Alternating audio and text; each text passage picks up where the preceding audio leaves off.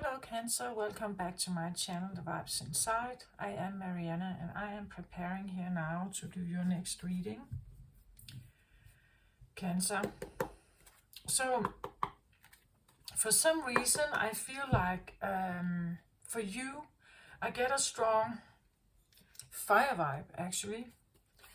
I get a buzzing kind of fire vibe. Which is normally yang energy, and you are a sensitive feminine water sign, so something could feel a bit different. I feel like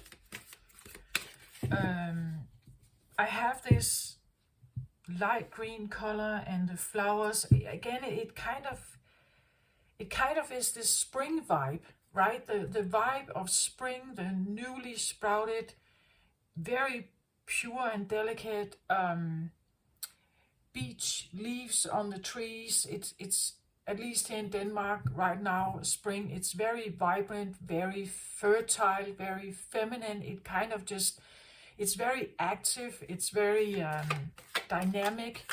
Nature is definitely doing its thing right now, and it's very engaging in this.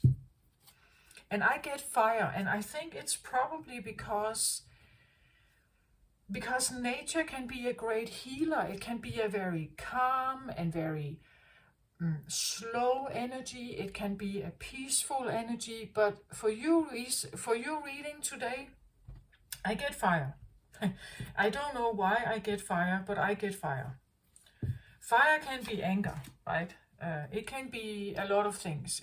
But it's definitely a go-getter energy. For some reason, I feel like I have to take in the wood element, which is not normally something I've talked about on my channel. It's a more Eastern thing. It has to do with more Taoism kind of traditions. I'm not that well read in Taoism. I know that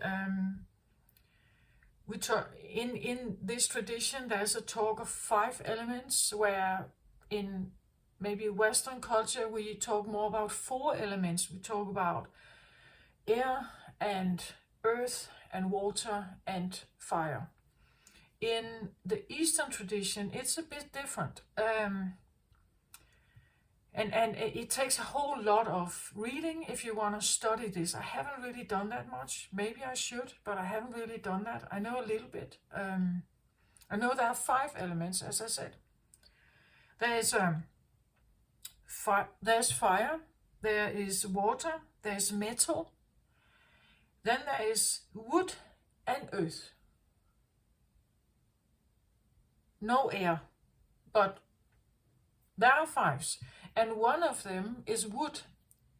And for some reason, because I do think about right now in Denmark, like the beech leaves are extremely beautiful right now. They're everywhere, and we have this light green color covering our forests, together with other trees, of course, like the oaks and other ashes and or other kinds of, but they are very prominent right now and very newly sprouted, and it's very beautiful in that way. So for some reason I feel like wood, trees, and then I felt this inclined to just read up on the wood element. And the wood element actually has to do with fire, because it is associated with spring. It's associated with youth. I want to put out a shout out also for the Gemini reading, because in that reading I felt kind of similar energy come through. It was a bit different, but I talked a lot about youth and spring and the young and childlike and something like that.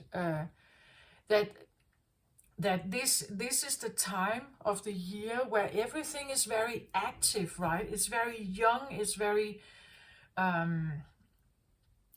active, it's very fertile, it's full of energy, it's full of optimism, it's full of, enthusiasm and full energy. We just have to push through with everything we have, right? That is the springtime energy. And I have felt that reading from Aries, and I think it's going to be all through the zodiacs. I don't know exactly how it's going to affect the zodiacs, but for you, it feels like I get fire energy here, right? Fire is a feisty, forward-moving, fertile energy. But the wood element, if you study a little bit about this, it has to do with fire. And I've said before about fire that this is yang energy. It's actually in Chinese tradition, it's known as the lesser yang. It means that it's a bit uncontrolled. Like and sometimes, well, I guess springtime can be a bit like that, right? It can be a bit loud and a bit very active. You have plants everywhere, and also maybe the ones you don't like that much, right?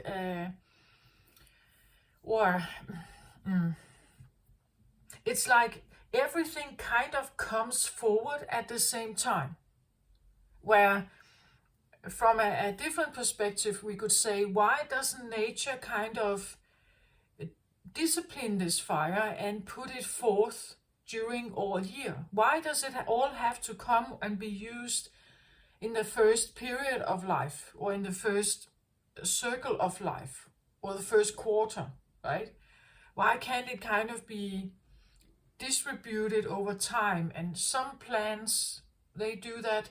Even we do that as human. We design it like that, so that we make sure that the corn in the field is not ripe until August perhaps, so we can still get some kind of product from this harvest time. But you know, springtime and trees, especially trees, you can't really choose for them. Like, they do what they want. And if we think about life, human life even, like, it is this time of our life where there is most energy. Children, they rarely sit down, right? They run around all the time. They're always moving. And then you get a bit, it gets lesser and lesser and lesser. Eventually, in old age, we don't move that much. But it's kind of, it seems like it's concentrated in the first part of life, right? Here we have a lot of activity, actually. It's very good to put in seeds here. That's also why we are asking our children to take education and do all this stuff. You put in some seeds here while you are running around, while you run around, or while you run wild. I get a bit of a wild energy, a bit untamable, you know. Maybe it feels a bit, I feel that. Now, when I sit with this energy, I get the feeling that it's a bit, too much to handle, perhaps for a sensitive water sign. Maybe you are dealing with someone who has a lot of fire right now. Maybe you feel the fire. I get it like a buzzing. It's like something is buzzing. It wants to move. It wants to do something.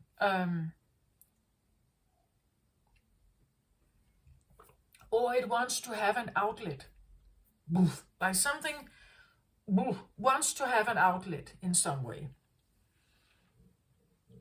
So I'm not quite sure whether this is temperament, because of course the wood element can be balanced, and then you use it. Well, you use it to build stuff, to go and get stuff, to work. You do it to have purpose, state your boundaries, state your meaning, and so on. You use the fire for some kind of active endeavor. You can use it in sport. You can use it. It's like, how do you channel it in some way, right? But sometimes fire energy is channeled into anger and aggression because it's kind of overactive. If it is underactive, you could become depleted, exhausted, tired, you could feel like you're lacking energy, that life is tough and hard, and that you barely have energy to get out of bed, right? That would be a depleted wood energy in this case. So I have like the beech leaves here, right?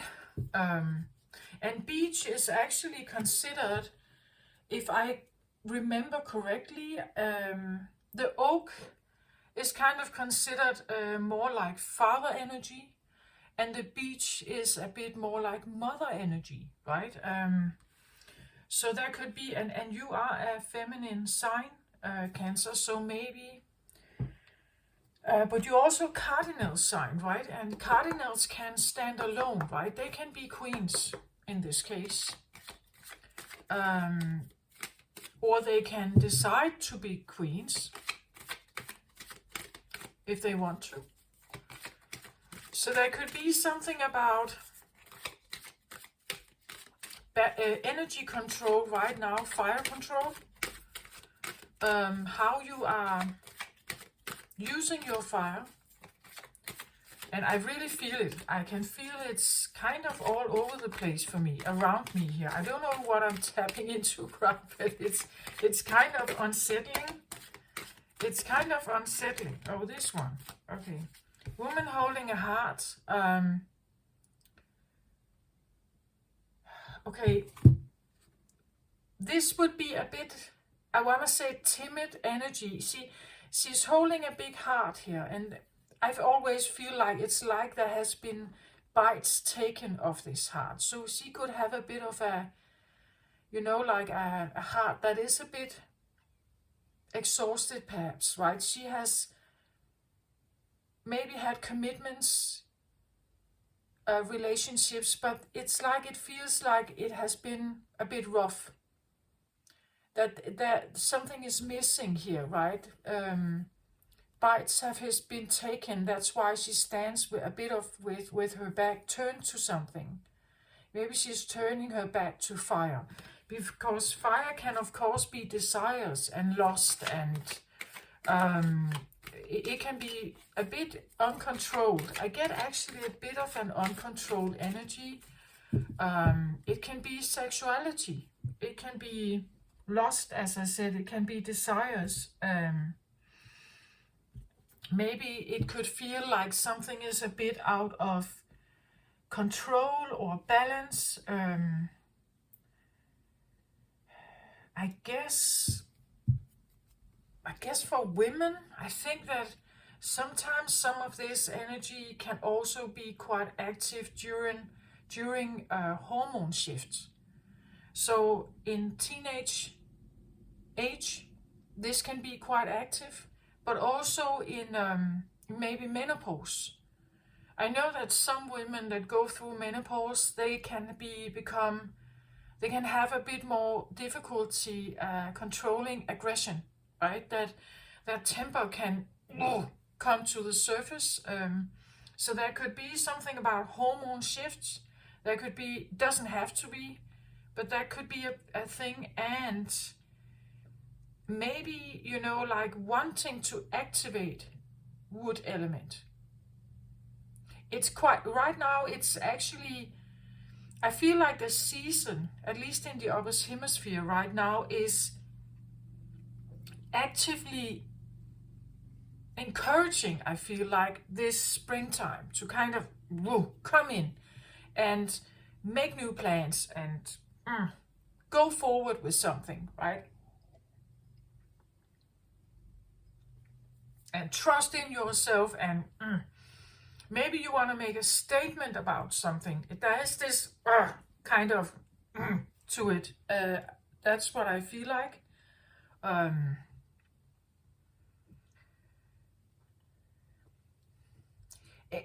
I get a bit of a warrior gene, which is for Cancerian, sweet Cancerian energy. I get either you're dealing with someone with this warrior gene, active, fighting or fighting mode energy here, or you feel that in you. Like you have to make a statement about something. You have to say no, or you have to say yes, or you have to do this or do that, or don't do this and don't do that. As like there's this kind of to it.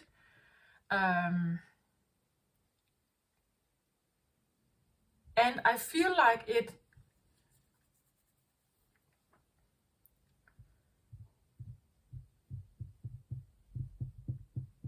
if it's very aggressive, of course you have to ask yourself, is it worth it? Like, what am I fighting for exactly? Of course I can state my opinion very clearly. And if I do it aggressively, I could hurt them. But is it worth it? Like, do I have to do it in this way in order for people to actually hear me? Because your sweetness or this kindness you can have can maybe sometimes be considered by others as not that important. You know, if cancer really meant it, they would have been more, they would have pounced more, right? They would have yelled more. They would have shouted out their opinions. But sometimes some people don't have, like, they don't even like that feeling. Like they don't like to feel aggression. Like it takes away a lot of peace for them, right? It's not worth it to become aggressive. It costs too much. And other signs can have a difficult time understanding this.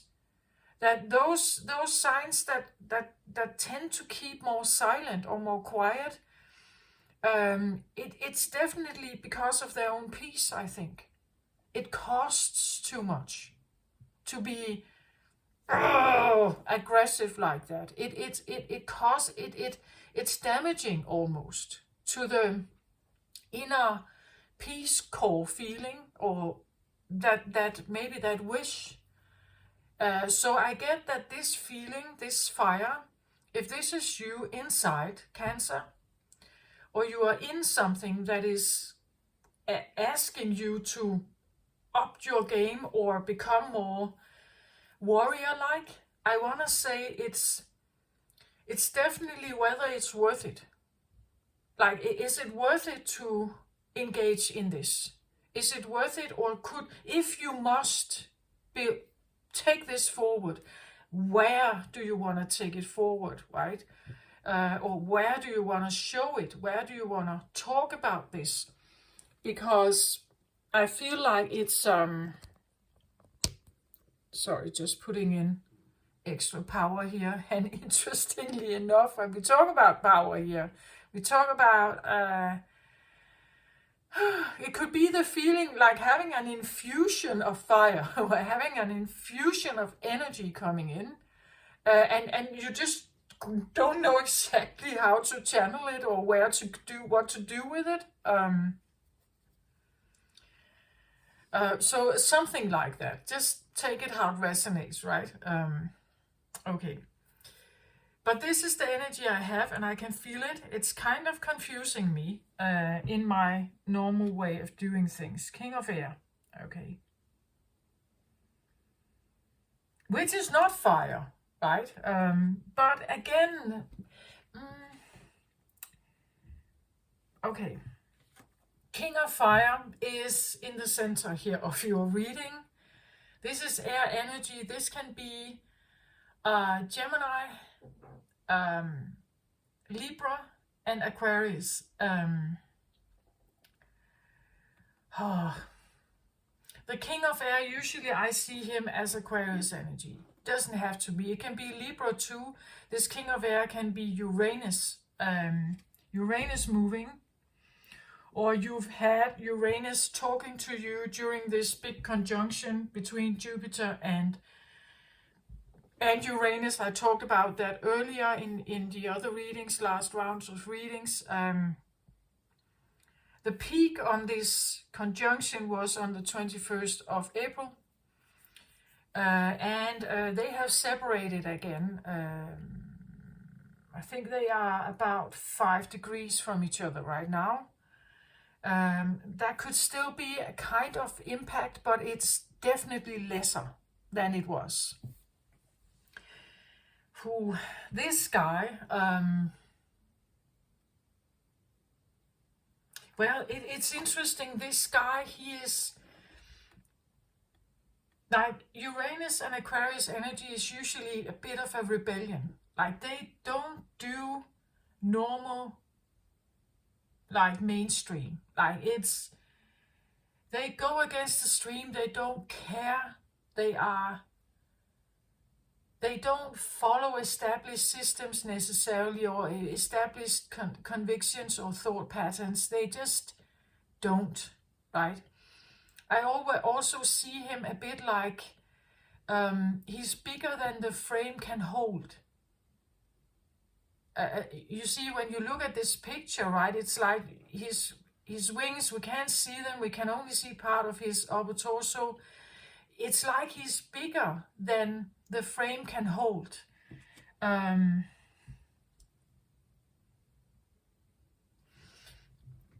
Maybe that's the feeling of this fire that I have, that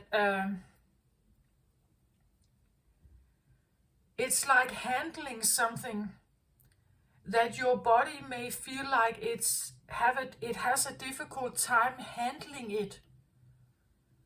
And when you have a difficult time handling it, there could be a pressure building, like a volcano.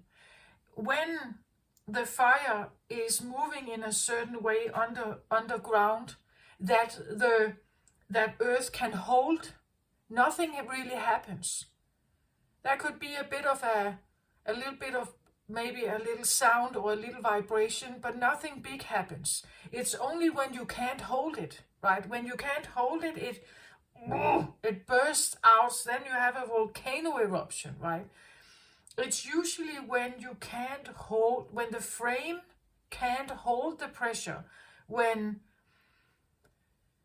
the steam becomes too big, right? You kind of need to, it's like having a dragon in a bird's cage. It doesn't fit in there, right? It has become too big for its own good, perhaps, right? It has become too big for its own good. It's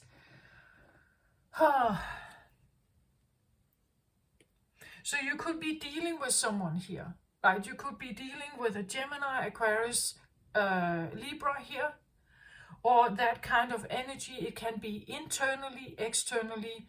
I said you could be dealing with someone dealing with this fire. You could have it inside you. Maybe you have both, I don't know. But this is definitely something that doesn't like the normal way of life. It's bigger than the frame can hold. And we have, in astrology, if you believe in this setting, this understanding, there's this there's this understanding that we have entered the age of Aquarius. And it's like, I believe that all with Aquarius energy feel a bit of this. Like they have a bit of, and probably the other air signs as well. It's like right.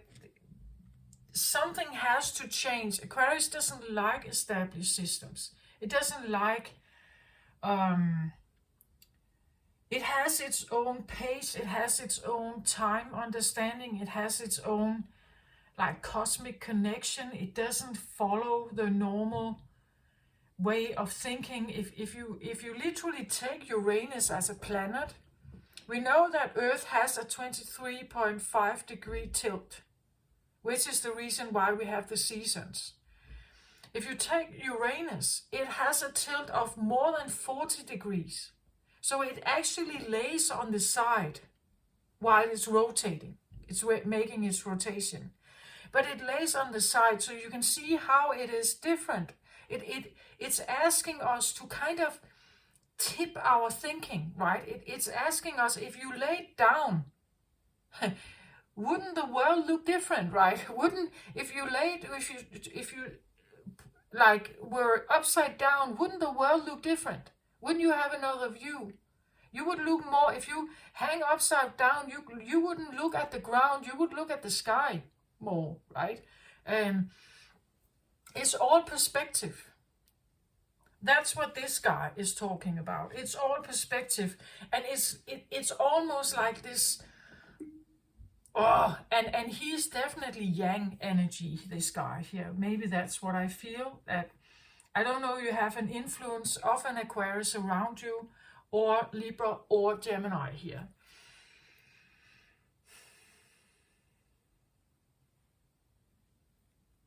But there could be this almost like an eruption of something. Ugh, now it has to come forward. Now something has to be said, or something has to burst in some way.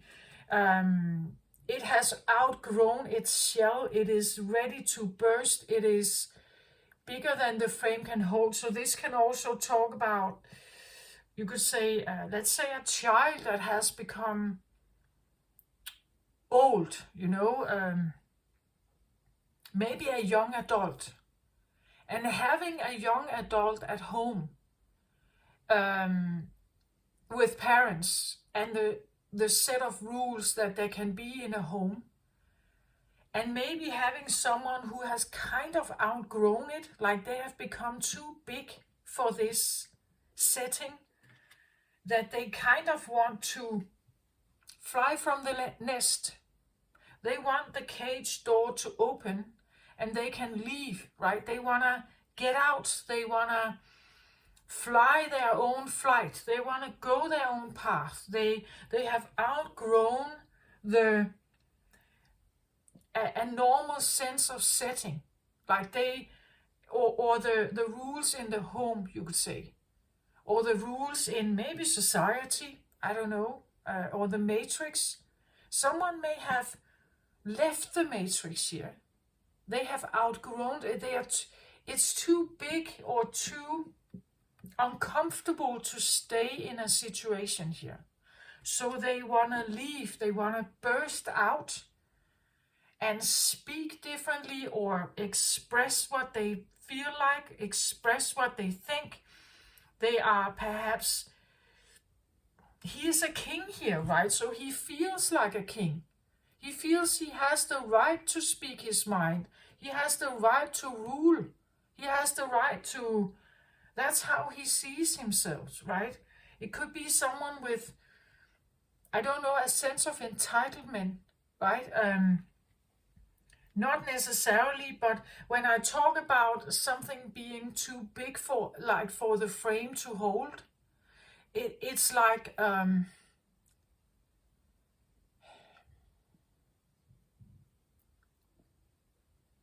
let's say you have a plan inside you, a plan, a big plan, right? That you want this plan to be executed in the world.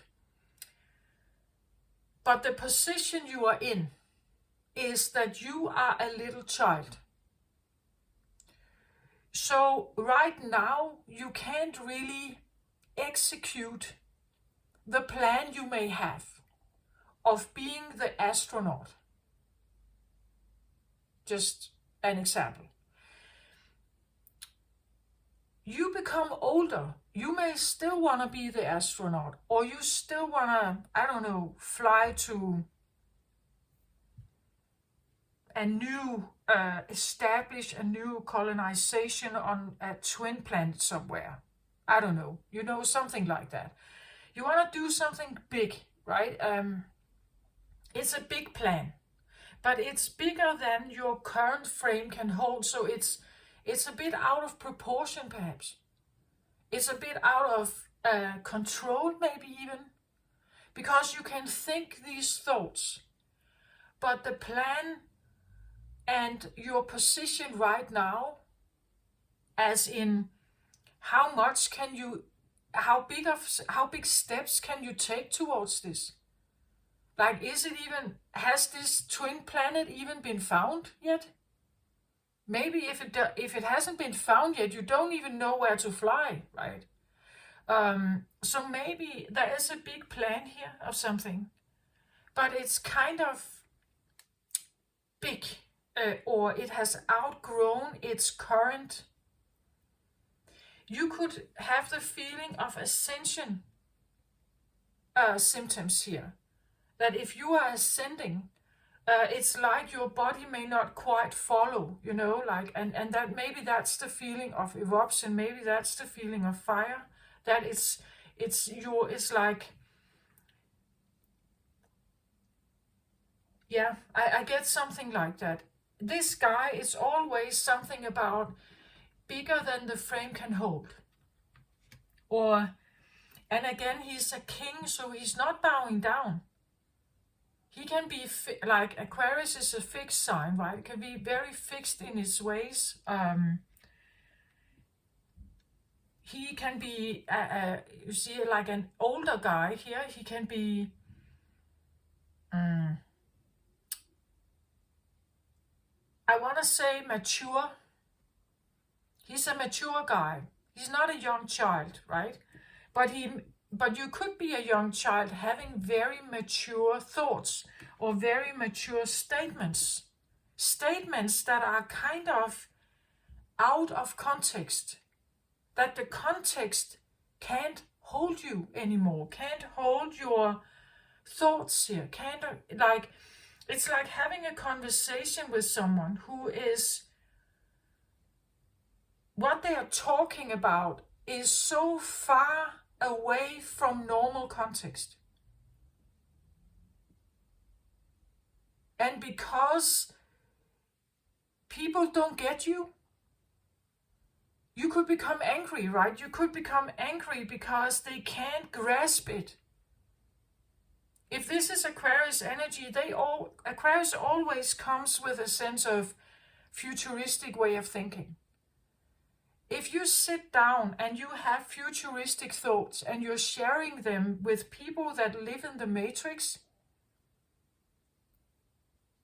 that believe in the matrix and everything in it, all the words, all the narratives in the matrix, and you put in something new here that hasn't been here before. It's a new thought, it's a new way of speaking, thinking, conducting yourself. It's maybe a new set of it's a new establishment in the matrix, but it has never been heard of before, or it's quite new, it hasn't been built yet. Then it would be considered bigger than the frame can hold. It's something that is a groundbreaking new idea. Like, I believe that the first time someone had the idea of an internet, the first time someone had this idea, what if information could be shared in an instant? What if we could build some kind of grid that allowed people from all kinds of different countries to actually access information at the same time? I believe the first time someone thought about this, it was not received well. There would have been all kinds of, no, this can't, no, it's not possible, Like the first time the light bulb was invented. Now you didn't have to light a candle or a lantern. You could just push a button and then you would have light in the room. And it could stay like that forever, and you wouldn't risk that something would burn, like the candle. When it's burned down, it could eventually get hold of things around it. It could start a fire. The first time someone thought about the light bulb, I'm pretty sure it had this, it's like it has this, it's bigger than, or it's newer, or it's fresher, or it's more than the frame can hold. I said that, and with fire energy, that can definitely be it. And the springtime, it's almost like all that energy at once Why can't it be distributed a bit over our lifetime? Why can't we have the same amount of energy for most of our life? Why does it have to be in the very first beginning of our life, where you could say young children, they run around? All that energy that could be distributed into or channeled into like work, or it could be channeled. They use it for play, right? And I think they probably should use it for play, but it's a lot of energy. Like if you put these children on a treadmill, they would create, or they will it would bulk up a lot of energy. Like, I'm not saying we should take the children and put them on a treadmill. It's not like that. I'm just kind of saying how much energy this is. How much fire is actually activated right now within us, around us, in nature. It's a highly, you could say, adventurous energy right now. If you want to build something new, or you want to harvest some of this energy,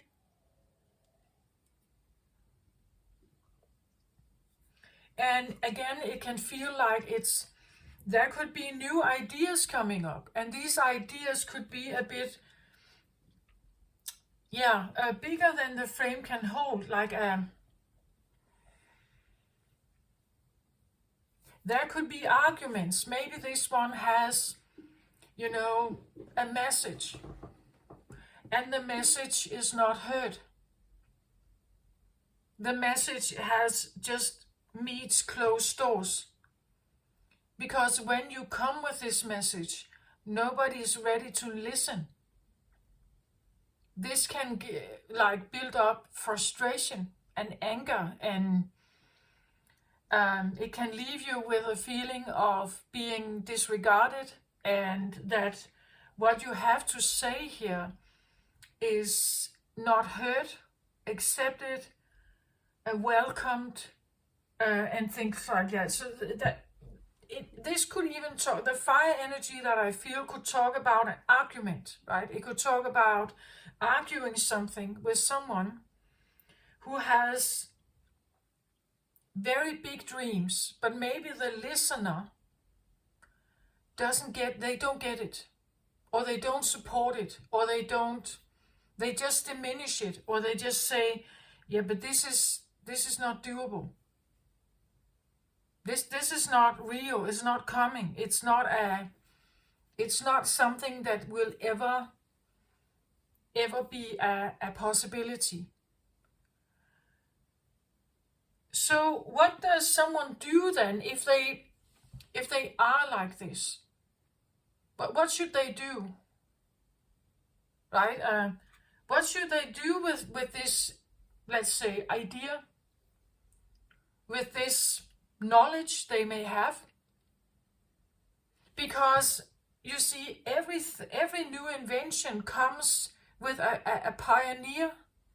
This can be a pioneer that has something new to build or offer, or an idea about something. But in order for it to be built, perhaps, or in order for it to be created, or in order for it to, maybe you need to collaborate with someone. Maybe you need to talk to others like you who get it, who may get this idea, and actually are able to maybe say, okay, interesting. I think with my technological skills, I think we could actually build this. I find this intriguing. Let's see if we can do this, right? Then your big dream can actually be,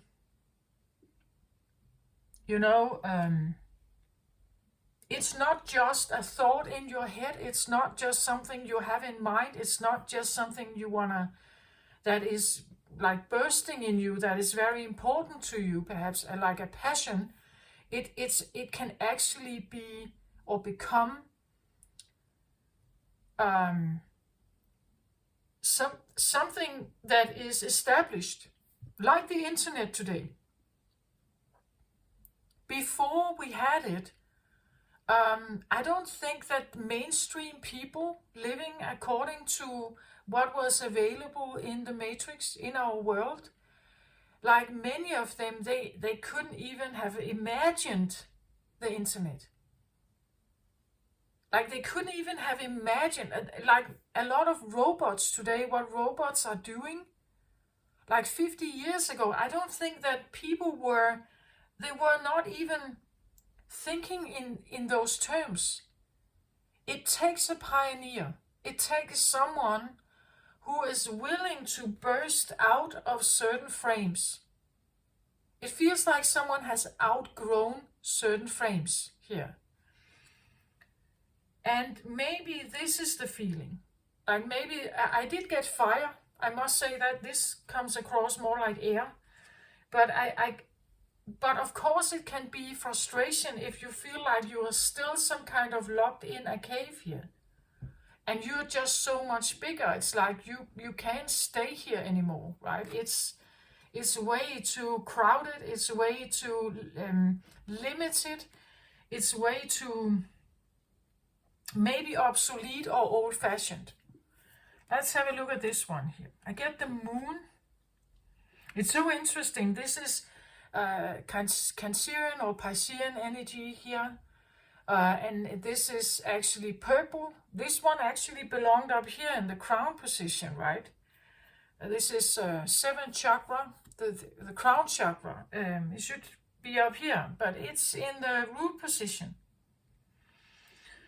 So the root position tells me something about your roots. It tells me something about inheritance. It tells me something about maybe bloodline. It tells me something about how you may feel. How your, you could say, your lower body may feel. So your legs, your feet, your root chakra. It says here, the opportunity to improve your plans. Listen to your intuition for accurate guidance. Face your fears and grow stronger here. Yeah, so this is shadow, right? It has to do with shadow. It has to do with maybe fears, maybe the things that we cannot show. Like the things that have become hidden because they are not tolerated or were not tolerated. Maybe you come from a bloodline or a inherited line of repressing certain feelings, with repressing certain intuitions or psychic gifts here. It is in the root position and it shouldn't be. Like it should be up here. Right? Maybe this is what is bursting out also. Maybe there's a fire here, realizing that there are certain things here that you may have repressed, certain things that have been denied, not listened to. And I get this feeling, it's like it wants to burst, right? It's like it has been in here for so long, so now it wants to burst, I feel like. It wants to get out. It's ready to fly.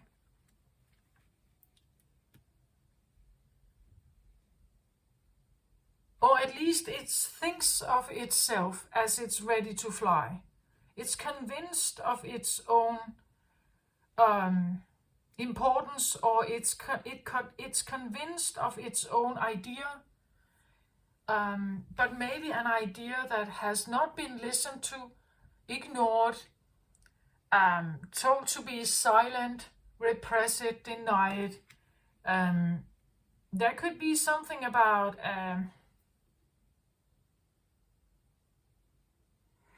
well, bigger than the frame can hold can sometimes be seen as egotistical, arrogant.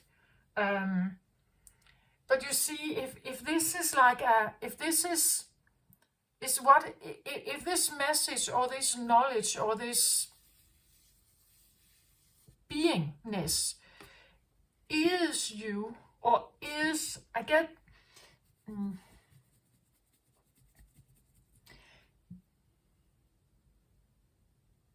like the king also tells me something about maturity. Like I'm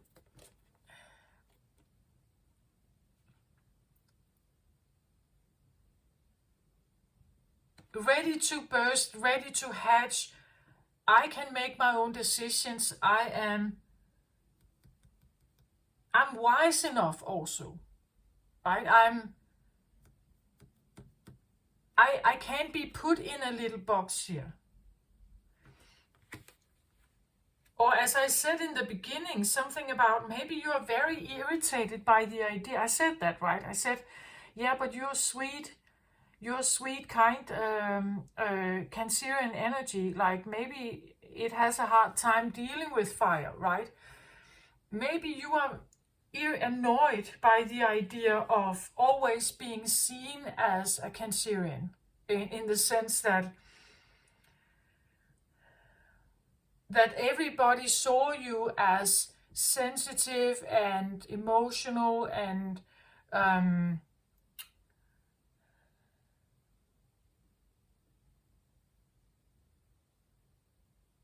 there's nothing, it's in your roots. Of course it is, you are Cancer, right?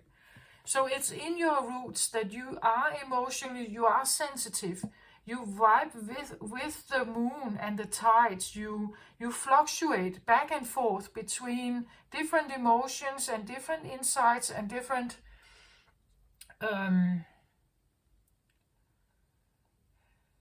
maybe that there's something here, some kind of pain or some kind of repressed, denied feeling here that now has come to the surface,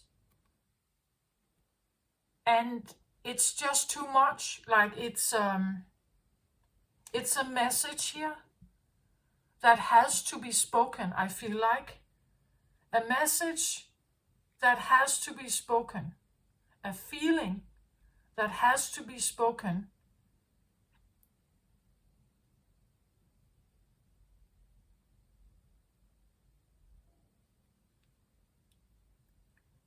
It's like you can't hold it in anymore. That's kind of what I feel like. It's like a message or a...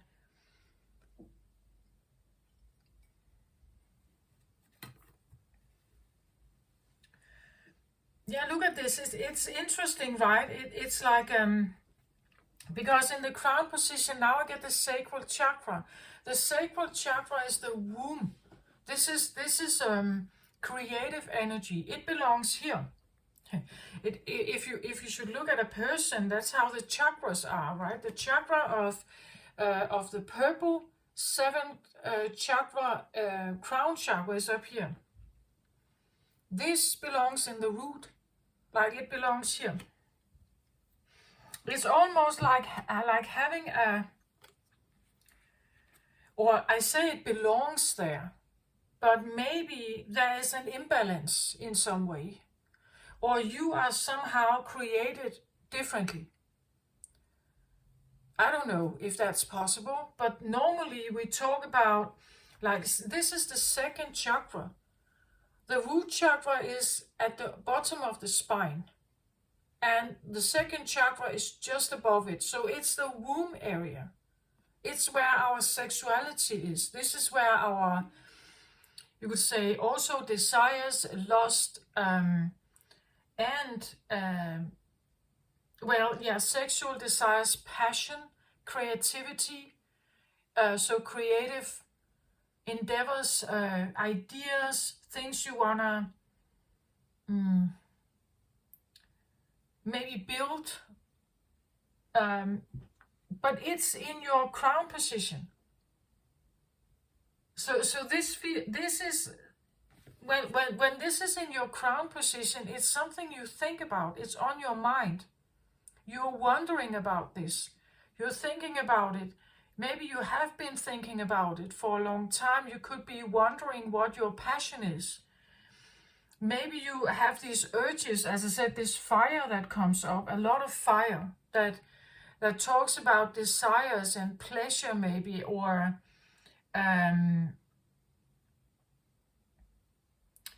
maybe there are ideas also, but otherwise it could be very desire oriented, very lesser yang. I get this feeling of that the fire is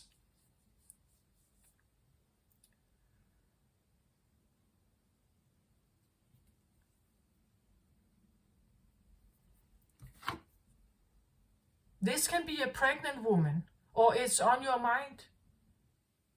Like that maybe you are very focused on becoming pregnant at the moment, but your root position tells you that, or your gut feeling tells you that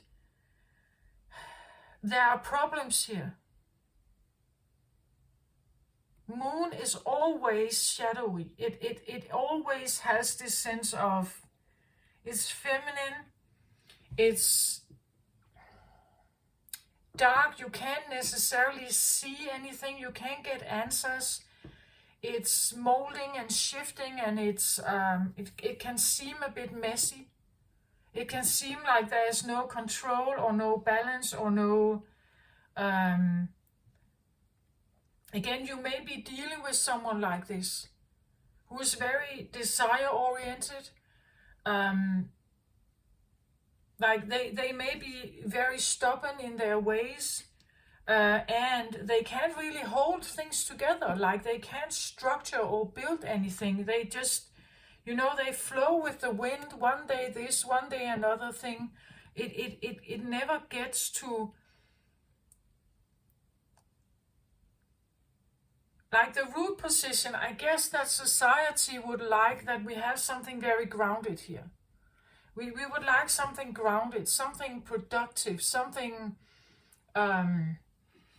something productive, something grounded, something that can be of use. Like it has to be of use. We have to be able to build from it or work from it, or in that way. And this is a different energy where there is no grounding. It fluctuates. Like one day this, then day the other.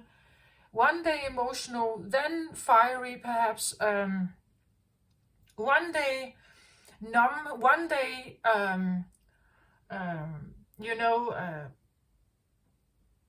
very active, one day very lazy, one day, it doesn't have momentum in that way. It not a steady one.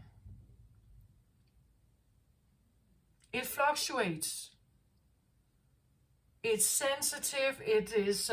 It could be the feeling that right now you just feel so emotional or sensitive, or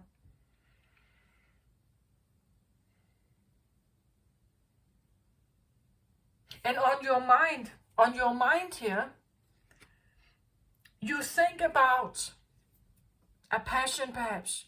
You think about what you should do with your life. You think about maybe how to make a living.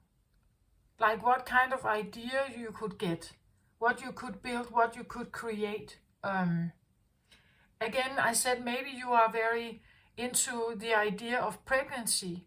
It's on your mind here. But then it just seems like there is no grounding. There is no...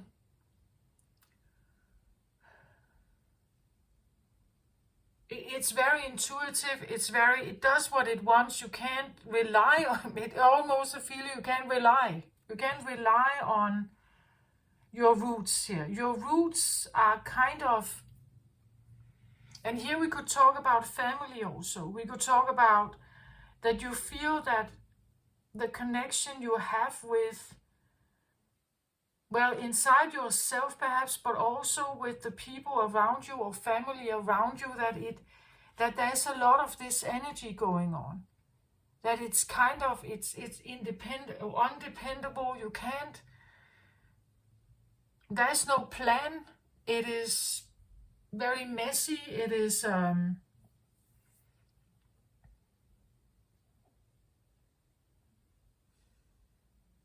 because feminine energy is like that.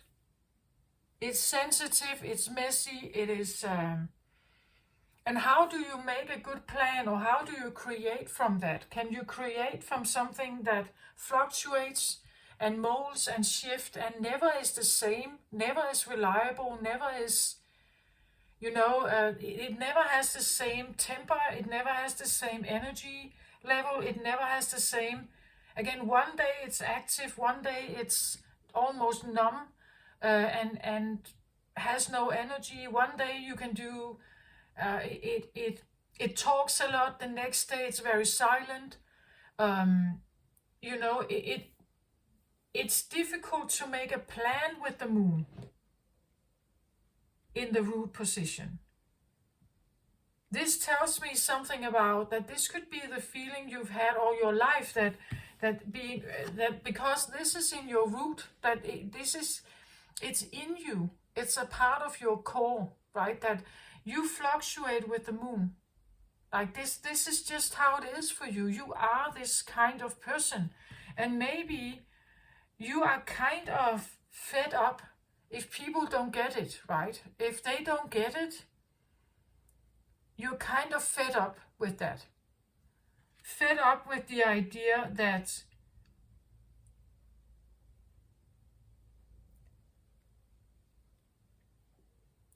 like, this is who I am, right? This is who I am. I'm not, and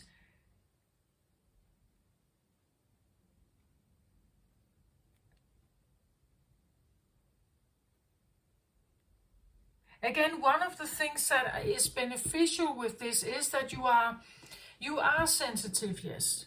Every day you tune in on things, you just know things, like from a gut feeling. It's almost like you have that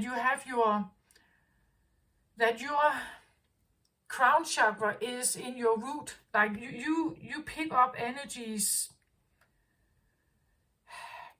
on it, like everywhere, from everything.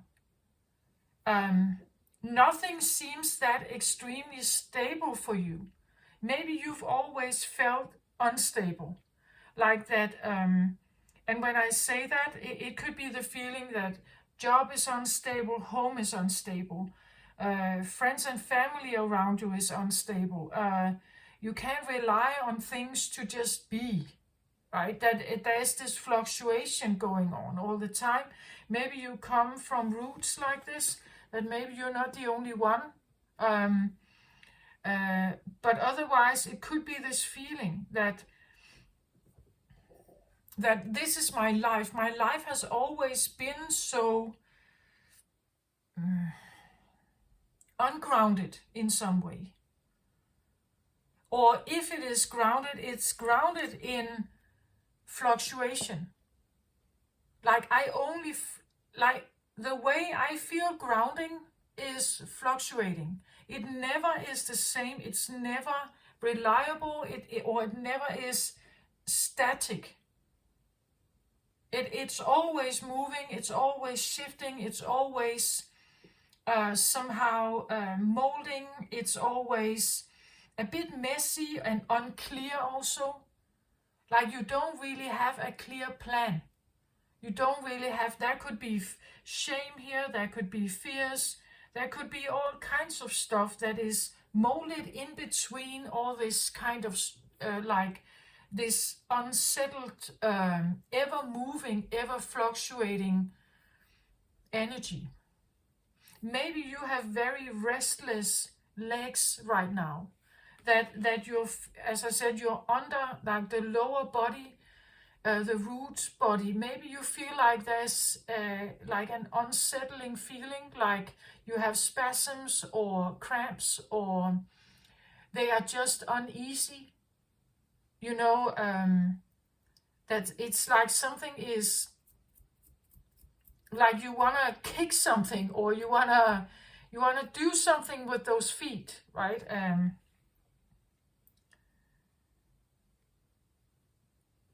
Because again, it's like something is bigger than the frame. Again, I feel like ascension here, that this could be ascension symptoms, that you feel this fluctuation here of energy, that just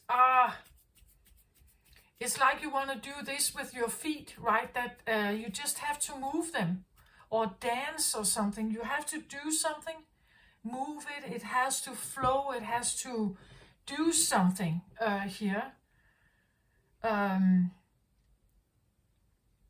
Because it kind of feels too big. It kind of feels too...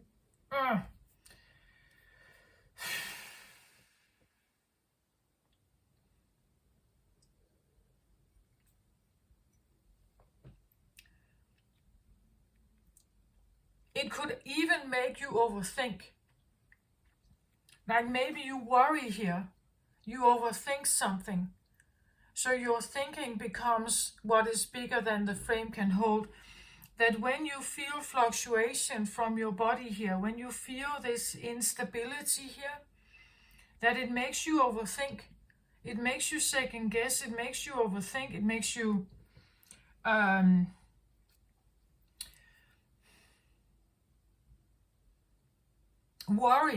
worry here perhaps. And the worrying can become so big that it kind of can't, it's almost like you can't hold it in your, then it probably would create a bit of eruption, right? If something becomes so big and we can't seem to deal with it, it can become frustration. Fire can lead into all kinds of stuff. If you feel frustration long enough, if eventually this fire needs to go somewhere, like it needs to have an outlet. And sometimes it's channeled into sexuality. Not always, but sometimes. It can also talk about that from a very intuitive point that fluctuates and moves and something. You have ideas that actually are bigger than the frame can hold, like what's actually currently here, like the world we have. Maybe you have a worldview here that looks different, but it's bigger than or different than the frame is holding right now, what is available right now.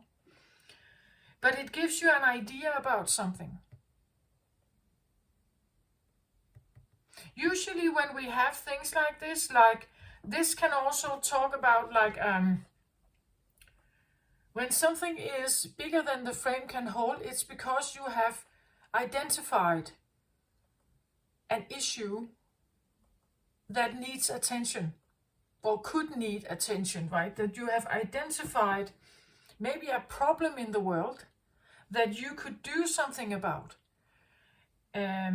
When you have identified something that you feel like, oh, here I could make a difference if I did this or that, or if this could be provided, or if this could come in, then it would change something. But currently the idea is out of the picture. It's too big for the frame because it hasn't been done yet. It hasn't been built yet.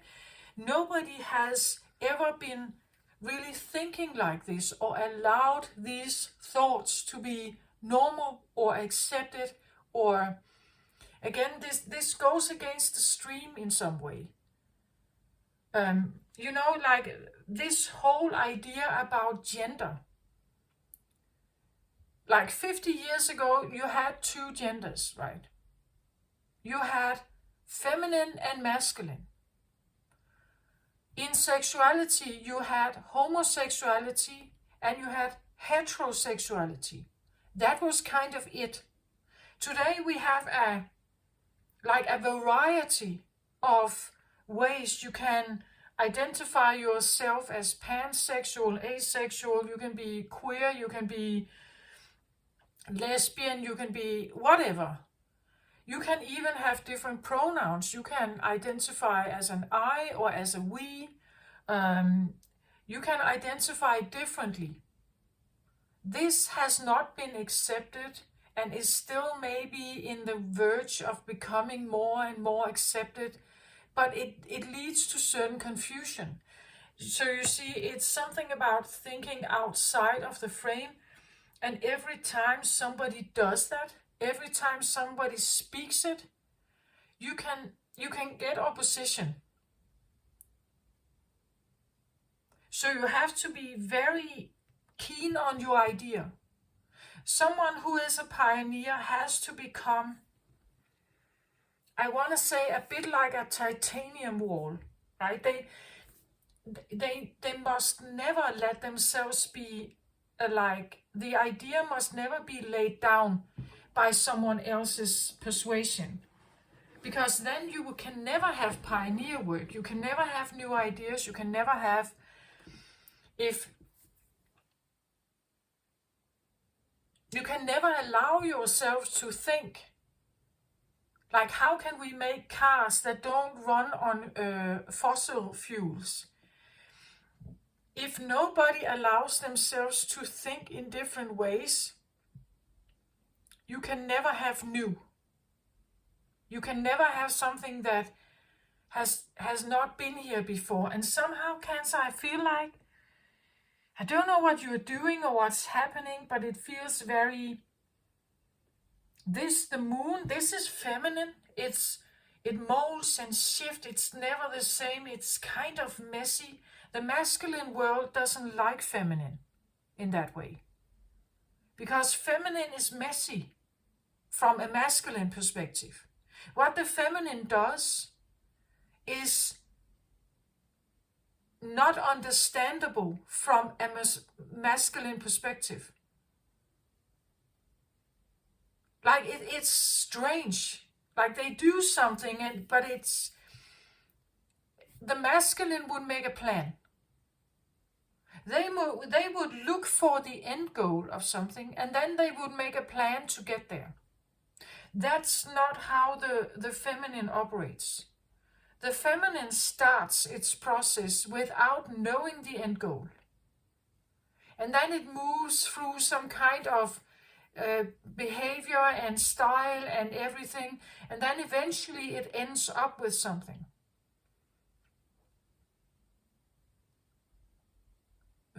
So it's totally different ways of, you could say, attacking a problem, or finding a solution, or finding a product, or building something. It's totally different ways. The masculine visualizes a goal, and then he even draws it.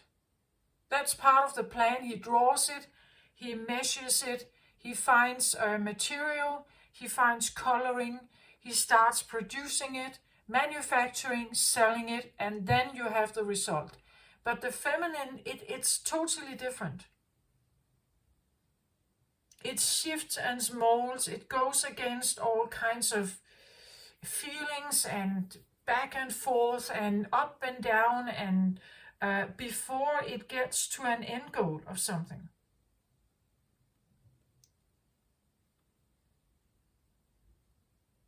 Or at least that's how it looks like here for me.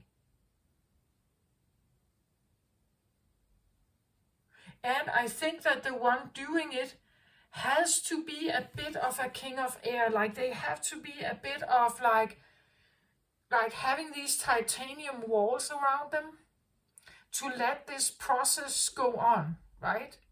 To let this process build. Because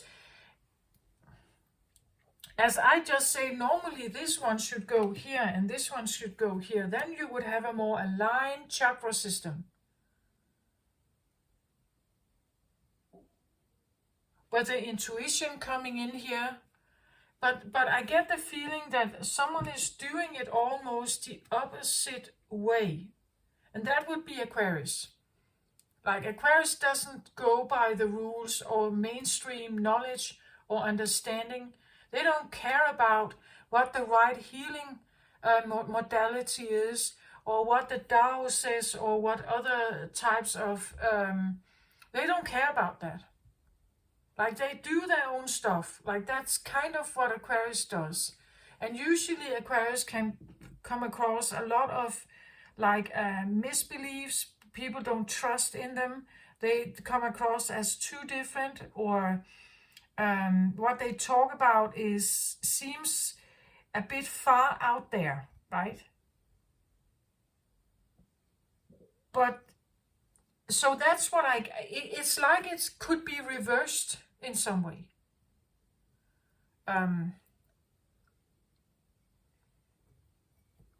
Or at least that is maybe what it feels like right now. Okay, so let's get a little more here on this King of Air.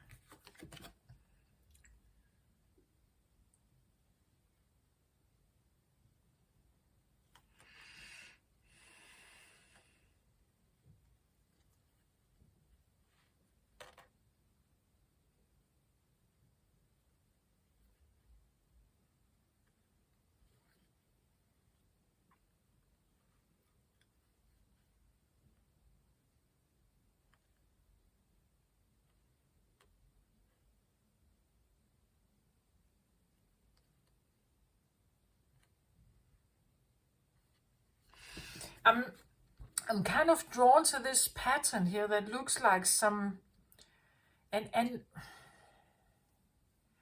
I get technology here because I get this, I'm drawn to this, and it looks to me a bit like, you know, like panels that are put on top of each other. Like if you are assembling some kind of mechanical device. So you're sampling different plates that lay in a certain pattern, like you are building something.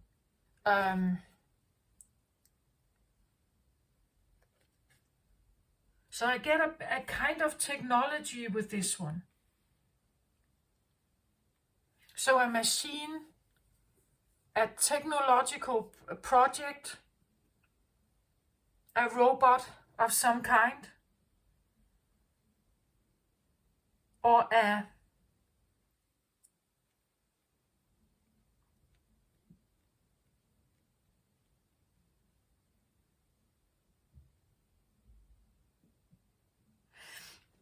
it's a bit like, you know, when the pacemaker was made. Whoever got that idea, right? But the pacemaker is an electronical device that is put inside a human body. That's what I get here.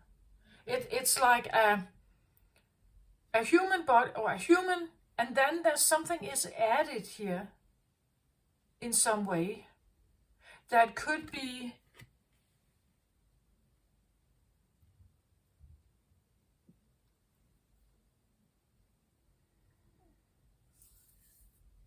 something is added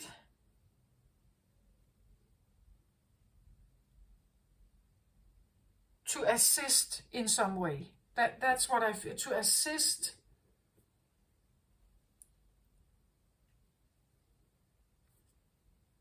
So maybe you are from a very messy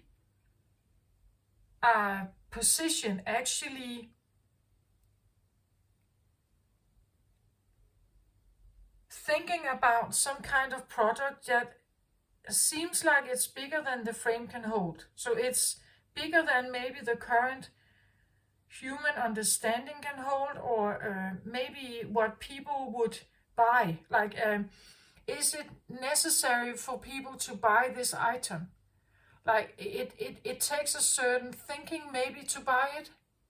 Like, it takes a certain, or to get it, or to find it important. So maybe right now it seems like it's too far out there.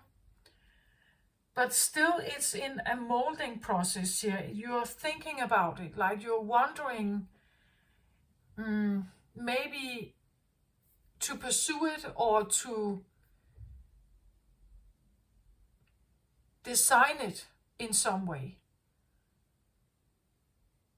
It could also be that from a feeling or from an intuitive inspark, a gut feeling, you have this idea that maybe is a bit far out there. And in your crown here, you're wondering, you're kind of thinking about how you can create it, right? That could be what this is. But normally, like, yeah, normally it would be, yeah. Anyway, okay. So this King of Air.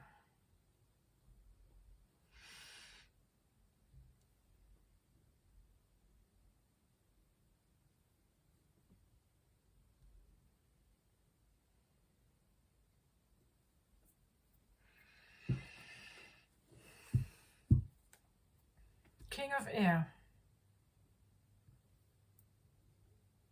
Yeah, Seven of Wands. Seven of Wands is a feeling of needing to defend yourself, right? That you are fighting off something here that wants to have access to maybe an idea you have.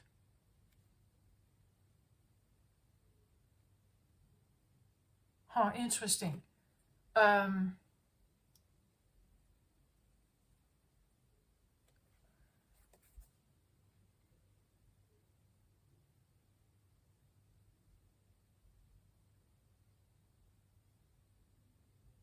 That's actually interesting, right? Because I said it's bigger than the frame can hold. Here it seems like he's fighting off competitors.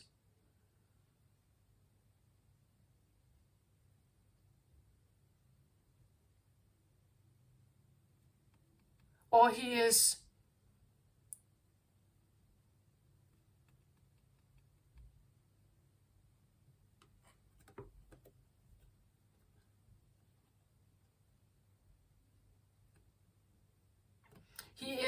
experiencing opposition. He has this idea here, right? But then all these people come and they have all their personal will, all their personal beliefs, and all their, convictions. And he has to stand his ground here. As I said, it's like he needs to have these titanium walls, right?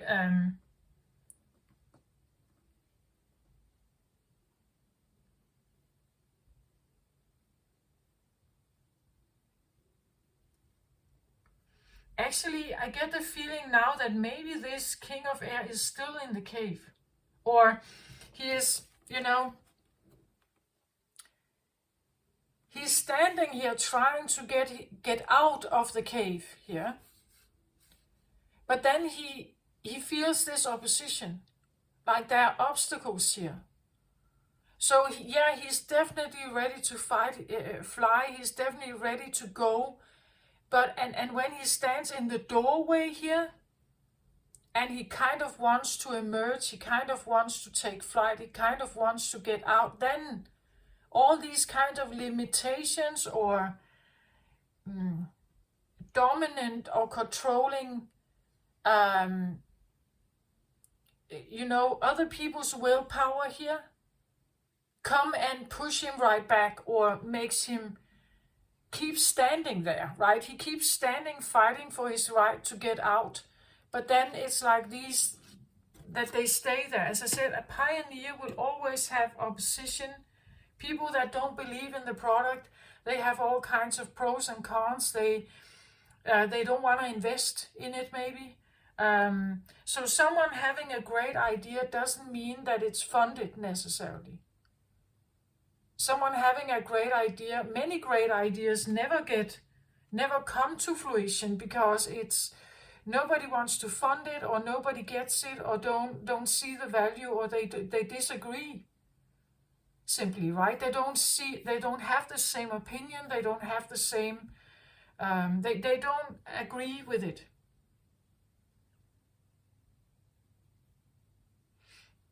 I also have this card. It says here the Holy Mountain, but reversed, right?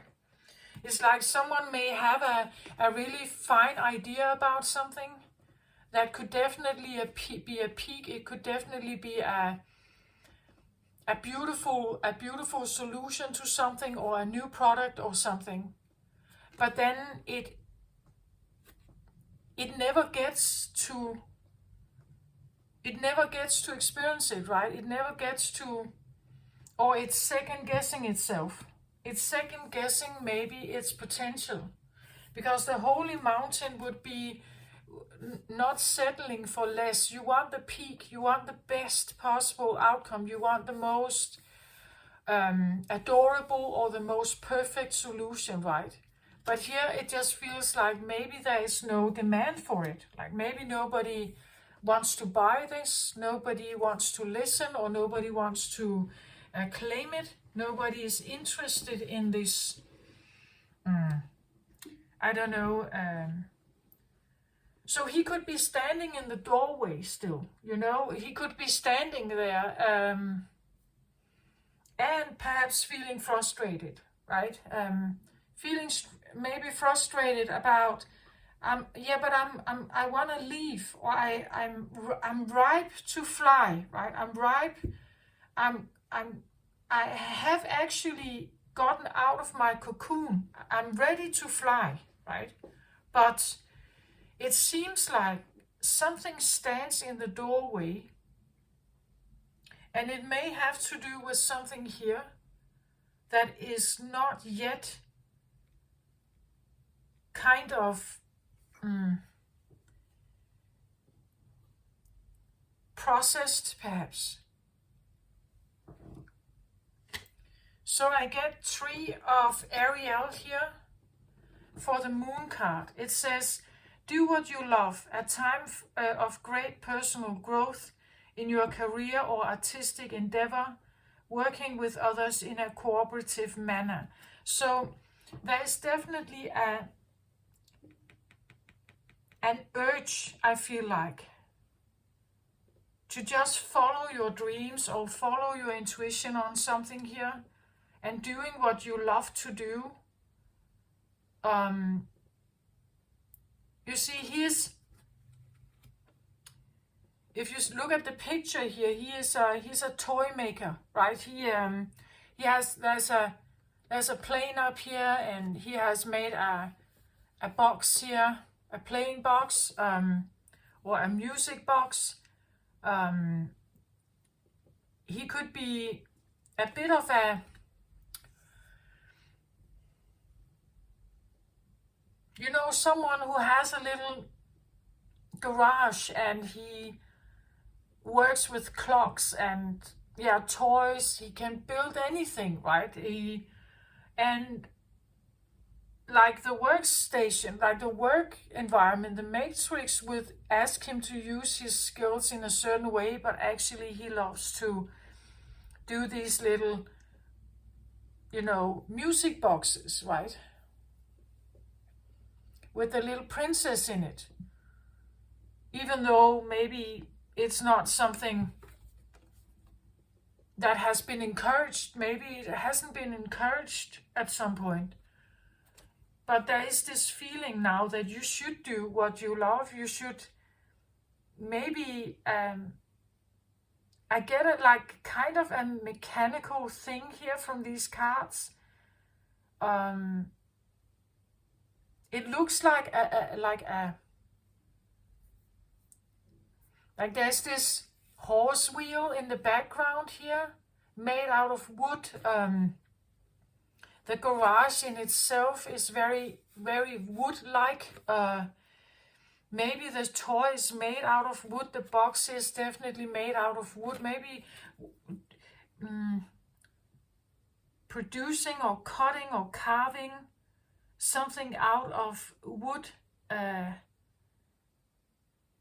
working or being around wood.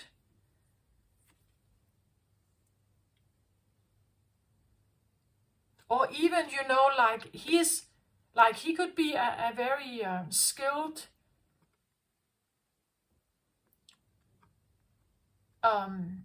he could be very skilled at this, and maybe like the industry would like him to make these wheels, or but he loves doing these boxes here.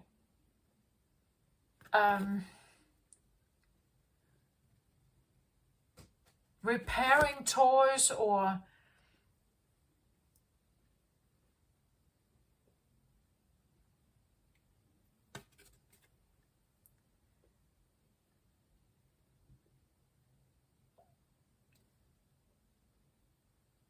a time of great personal growth in your career or artistic endeavor, working with others in a cooperative manner. Great personal growth again talks about the wood element of expansion.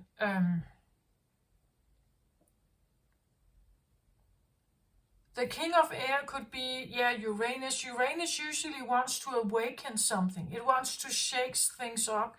It wants to do differently.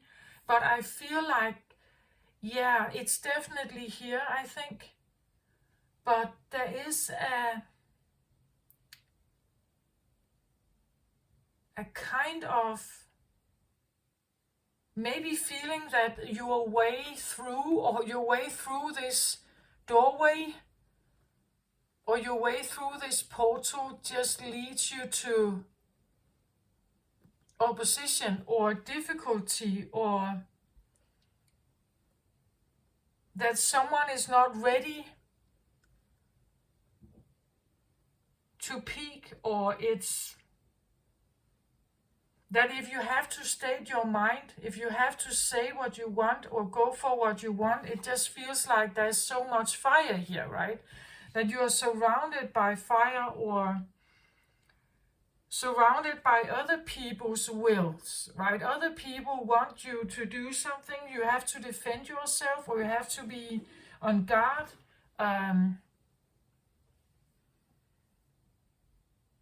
This is frustrating, right? This is irritating. That you have your own want here and you want to follow that. You want to go there. This is a desire or an idea or a passion that you may have, and you want to go there, and then you have to deal with all this stuff. Other people's opinion, demands from society or matrix or something, and you just, you kind of done with this, right? You actually you don't want people's opinion, I think. But the problem is that there's no support. There's no support in peaking. That you don't get support. Maybe that's what you're realizing from the root position yet, that there is no support in you peaking, like in you being successful, in you having success. There's always this, right? Maybe that's what you're realizing here, and you just want to say, I don't care.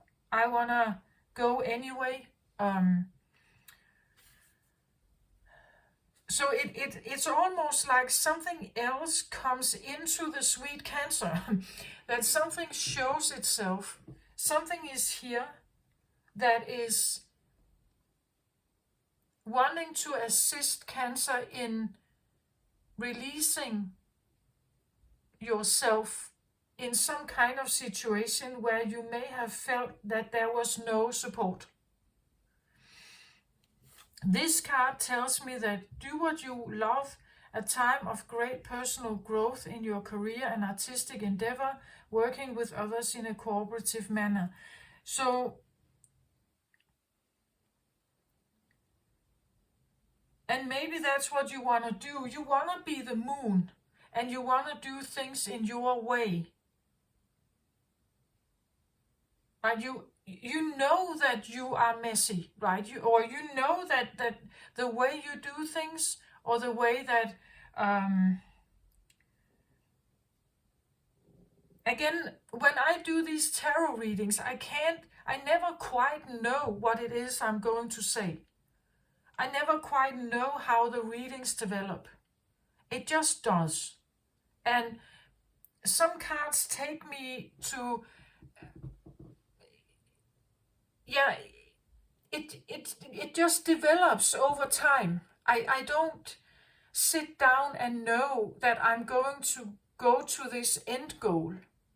When I do the readings, no, I sit down and then I just start, right? I just start something and then it kind of just evolves and goes somewhere. And then I can pick up on certain energies. As I said, for you, it felt like the fire, right? The fire energy was definitely there. But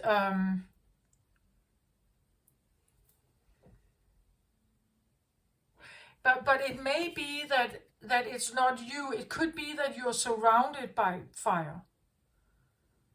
And you have to activate your own to actually fight something off, because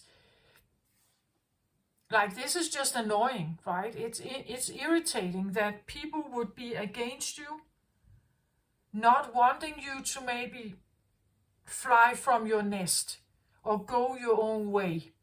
Like they want to push you right back into that cave. Then it would feel like he stands in the doorway, right? He's ready to go. He's ready to, and needing to build these titanium walls to kind of just push through, right? So that you don't get emotional here. Like if you get emotional here, you could be pushed right back in here. Right? You could be pushed right back in. So it's like needing to have some kind of momentum, like needing to activate something, so that you can actually fight against this. That you do have some fire here that can actually go up against this. It's just annoying that there are so many here that would like to have a bite, or that there are so many here that wants to claim something. And you have to, defend your idea or defend your individuality, defend your boundaries. You have to become very eloquent, perhaps, with the way you speak. You have to be well spoken. You have to defend yourself, defend your rights, or you have to build integrity. You have to believe that you have what it takes to fly off here, that you don't want to be put in a box, that you can't be put in a box. That instead of supporting you, they are against you here. And maybe that's why you feel like you are in the box still, but have actually outgrown it.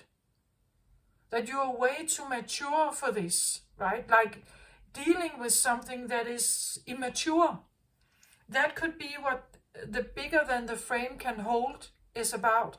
That you are in something where you feel mature, dealing with something very immature. That the frame is immature, right? And you have outgrown it.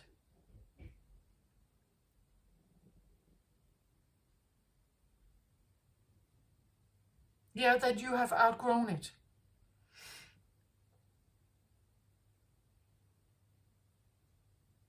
So it could be the feeling that you would want to go for the highest possible outcome, but because you are in some situation where it's like the surrounding world doesn't allow for your knowledge, perhaps, or your integrity here, or your thought pattern, or maybe an ascension, like maybe you know something here, but if you are sharing it with those around you, like they just don't get it, right? They don't understand. But there is this feeling in you that just says that you have to go with what you love. You have to stick to your plan here. And then figure out how to build this. maybe prove it. Like, I don't know why I get that, prove it.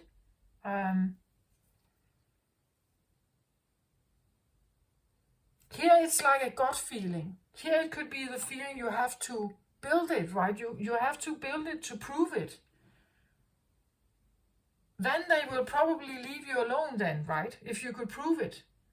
But as long as you can't prove it, as long as the product isn't there, it's like you won't get applause, you will not have support, you will not have funding, you will not have, you need a prototype perhaps. Maybe that's what you're thinking about here. Some kind of prototype, or how you can somehow shape it. Put it into shape perhaps here. That's what the mother does, right? From the idea of a child, she actually brings one forth. She's proving herself, or proving her capacity by creating a baby. It's the proof, right? It's the living proof of something. The living proof of something. It could be that you're thinking that, yeah, something like that. It needs a proof or a prototype, or even if it's bigger than the frame can hold, it's still, it's like I need to find a way to prove my knowledge or my invention skills, because I do find that there is some kind of technician here, or builder, or wood, I don't know, carpenter, something. There is something that can be, like there are some skills perhaps, where you can shape something, or, but it could have been something that has never been really activated, you know, moon energy.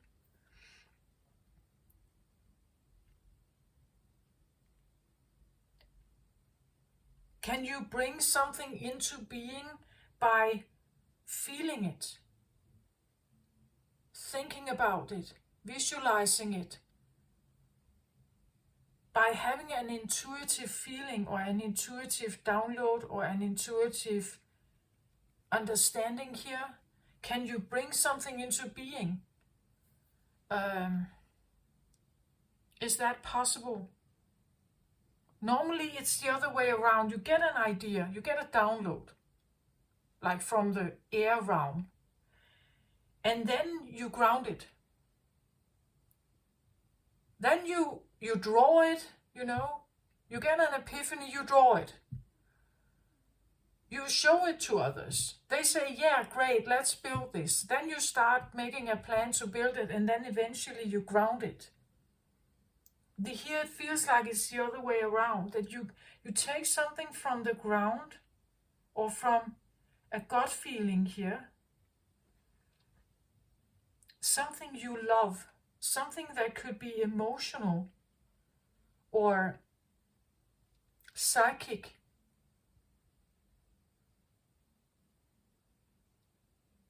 Maybe it's a memory here of something, and then you kind of build it, but the other way around. That would definitely take Aquarius energy. It's like you have to look at it from another perspective. And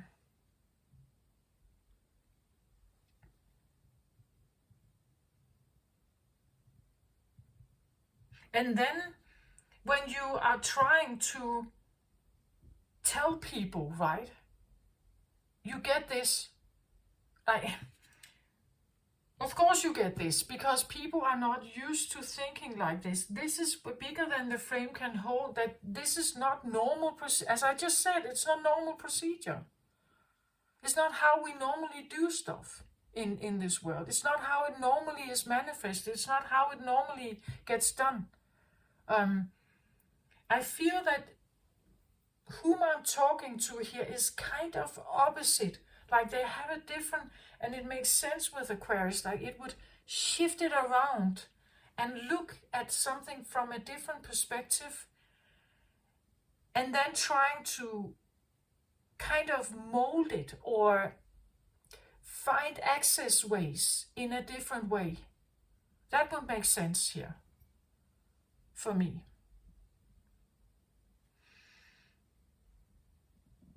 Can I get another card on this?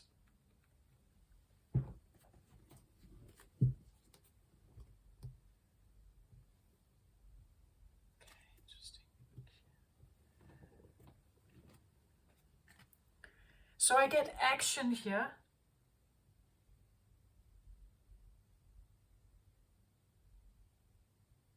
Action is yang energy. This is doer energy.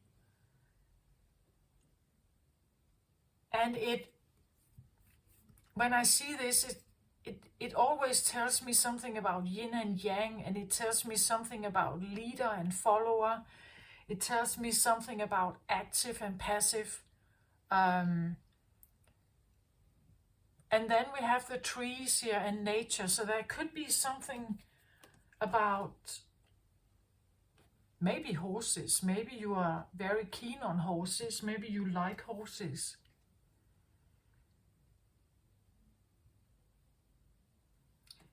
There's also something about like light and dark and duality, pro and con, and up and down, and right and wrong, and something like that here. Yeah, this could be what you're thinking about, the way you need to prove yourself, or the way you can create a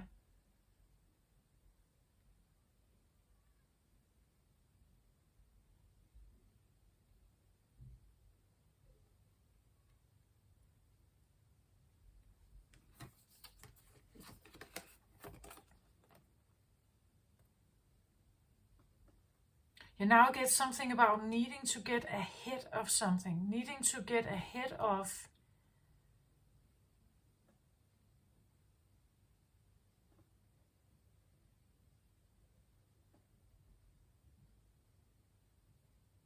oh, now I think I get it. Like yeah, now I get why this is opposite.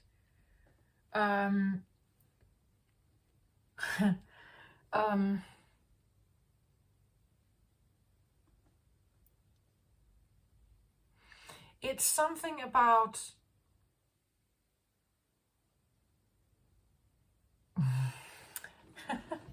okay. And I'm not trying to offend anyone, right? But I'm saying here that the reason why this feels like this is because, again, this guy is very mature, or you could say intelligent, or he has an ascended kind of knowledge. Okay? He wants to address something in the world or with just the people around him. They will not get him. So what he is doing is he has to reverse his way. He has to actually descend a bit and prove himself in a dualistic way so that the human world gets it, or those around him get it. Do you get my point? It's like this guy, whoever this is, I don't know who this is, right? He needs to, maybe this is someone you know, and he may speak to you, Cancer, right? And maybe there's a frustration because you don't get him. You don't get him, or you have opposition against him or something. He actually has to descend a bit to understand the way the matrix world works and how people think, how humans think. He has to prove himself or somehow create something here. Show up in a certain way where he can deal with the duality of this world.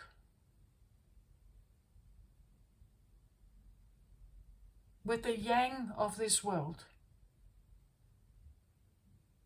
And maybe what I call the wood energy, the lesser yang, the yang that deals with duality.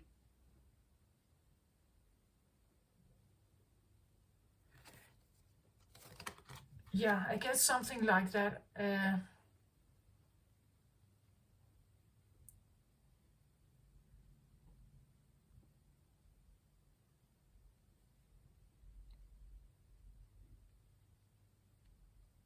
He would say here, why just not do what you love to do?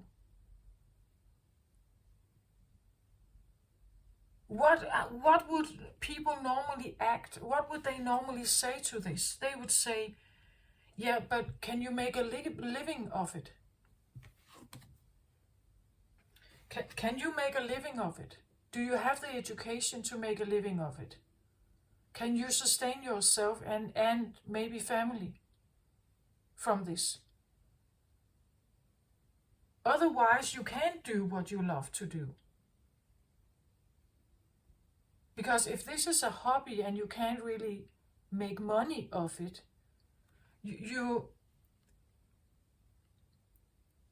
it's not a good choice, right? That's why you get opposition here.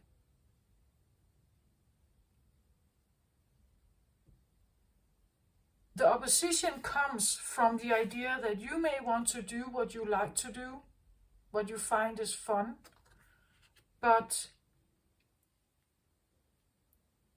and maybe this has been shamed. And maybe that's why he's still standing in the doorway here. He hasn't gotten out yet because there are all these prejudices here. All these kinds of convictions and pressure and whatever this is. He may still stand in the doorway because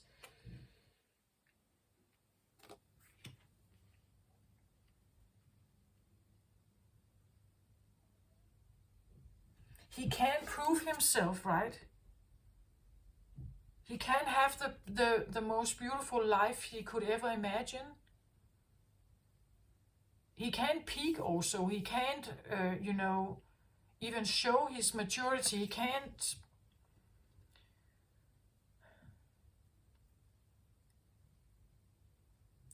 get to he can't follow his inner utmost holy core, you could say. What this could be about. He can't stay true to himself and follow the calling that he has. He can't follow his inner voice. He still stands in the doorway.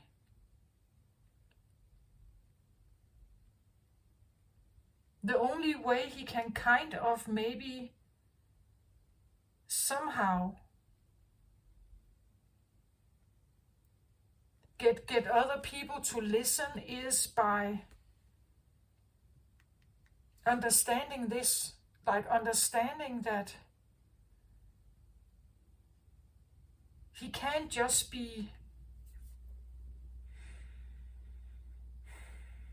And maybe that's why I feel the fire. Maybe that's why I have this frustration or this urge to kind of just push everything down. There is something about the established systems that he's kind of irritated about, I think here. That for some reason I have to prove that I understand this. And there's something that comes before something. So maybe this is work before pleasure, right? So you can work first and then you can have pleasure this after. You have to be active before you can relax and do this and enjoy yourself. So someone is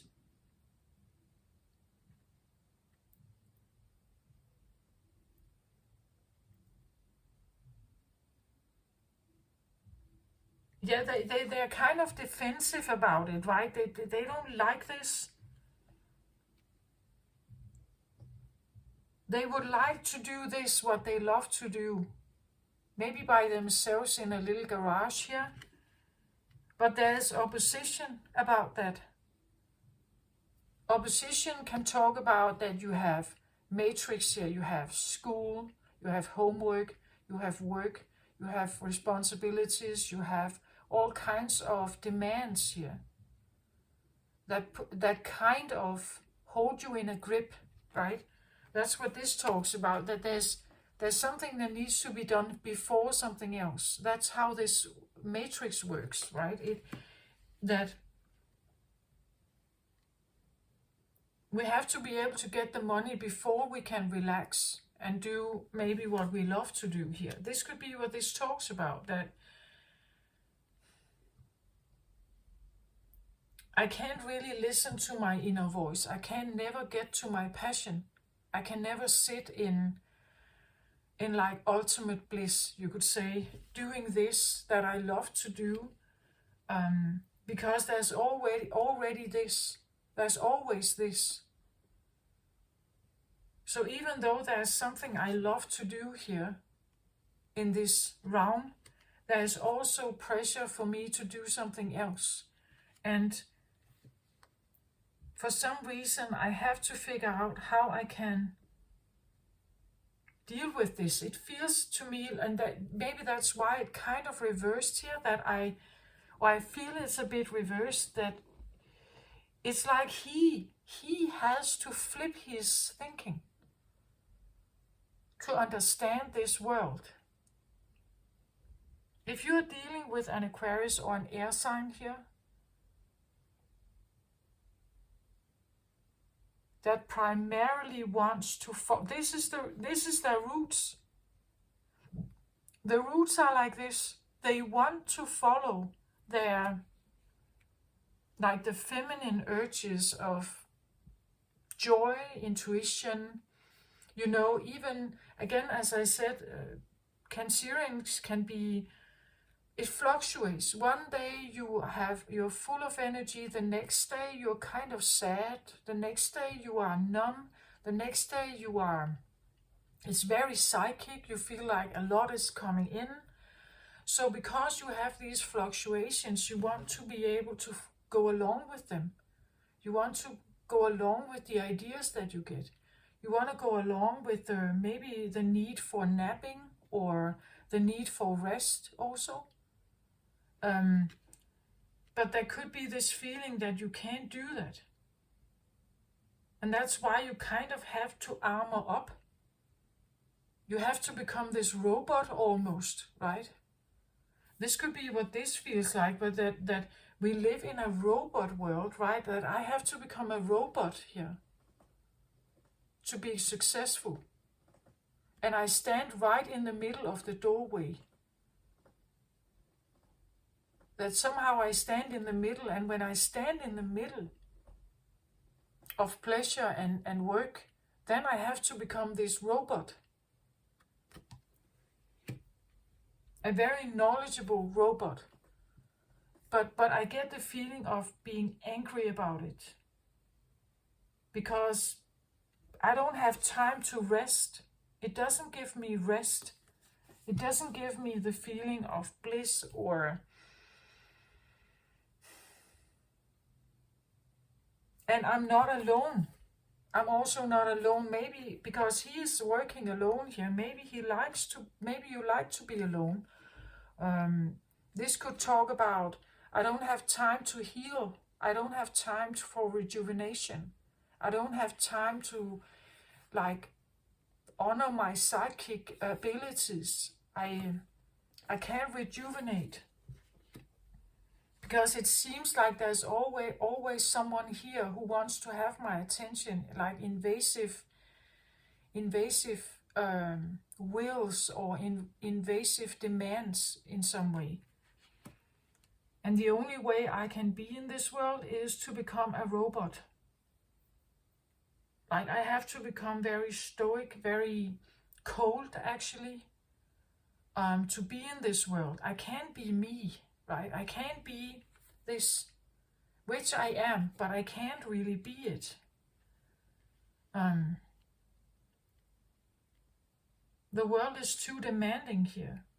It asks me to take action before I can rest.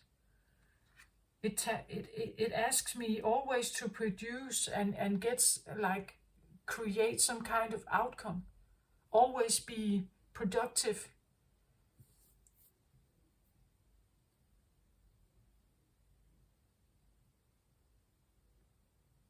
And I get a feeling of frustration. I did get that when I sat down. It's like this world is asking me to be a robot. It's asking me to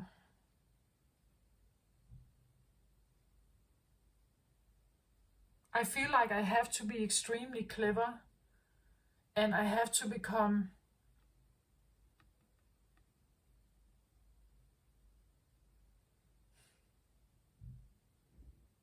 more than the frame can hold. I have to become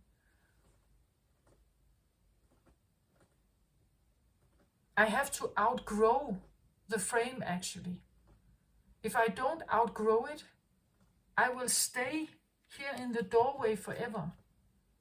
Like I can't stay like him. I have to become this guy, right? That is bigger than the frame so that I can take off. So someone is remembering or reliving or having a period in their life where there's no rest, I feel like. You could have the feeling of being a bit haunted by something. And that life is messy for some reason. And wanting to do what you like to do. But in order for you to do that, you must outgrow the current that you are in, because the current asks you of a lot of other stuff.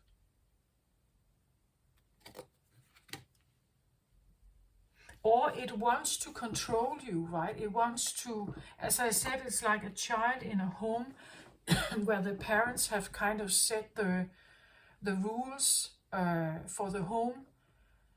That when the child doesn't comply with those rules, there could be a sense of punishment or a sense of needing to talk about it, needing to correct it, or needing to get the peace back, or the sense of that now the rules are back in order. But it doesn't give you peace, right? You still have those urges. You still have these that you cannot be this one. You have to become more than this one, right? So that you can take the lead, right? Or that you're not the follower of someone else's lead, that you have to become the leader. And that's what you are creating here. Like that is in your mind space, but it's actually the sacred chakra. You're asking your sacred chakra to build yourself into this. It's like you're trying to manifest your own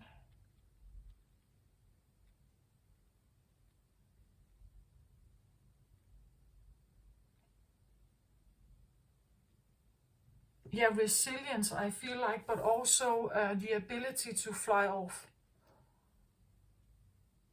Like to say, I'm done, I'm out of here.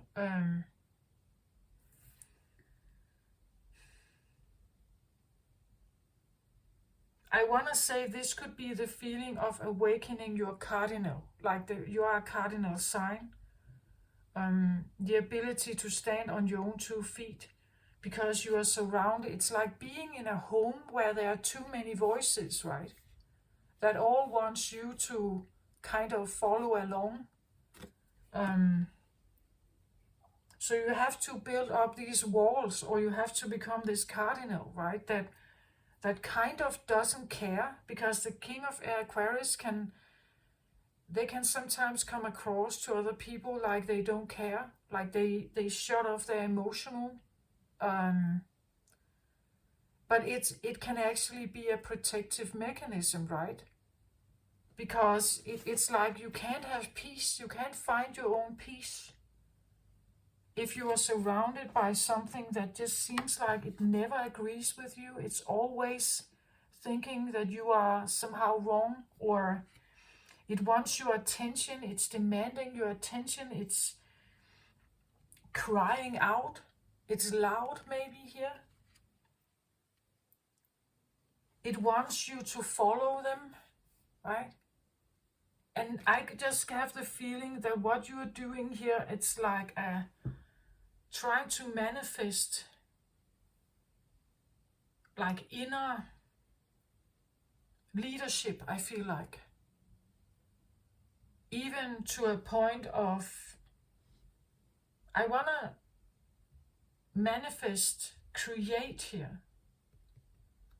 I said in the last Aquarius reading, I said something like, if you can think it, you can become it. If you can like visualize it, you can be it, right? You can. So if you believe that you can be it, become it, create it, if you think enough about it and feel it enough, you can become it, right? So if you believe you can be in this world without being bothered by other people's demands here, or wills, or ideas, or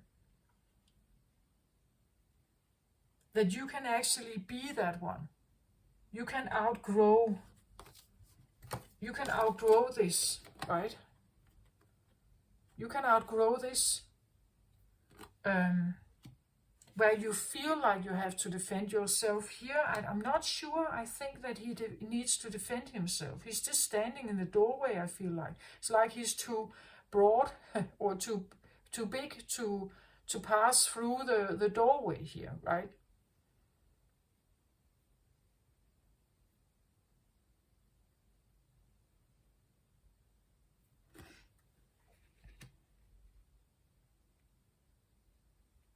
But it's the only way to be able to finally get out and eventually get your peace somewhere. Follow your own thoughts, follow your own beliefs, find your peak somewhere.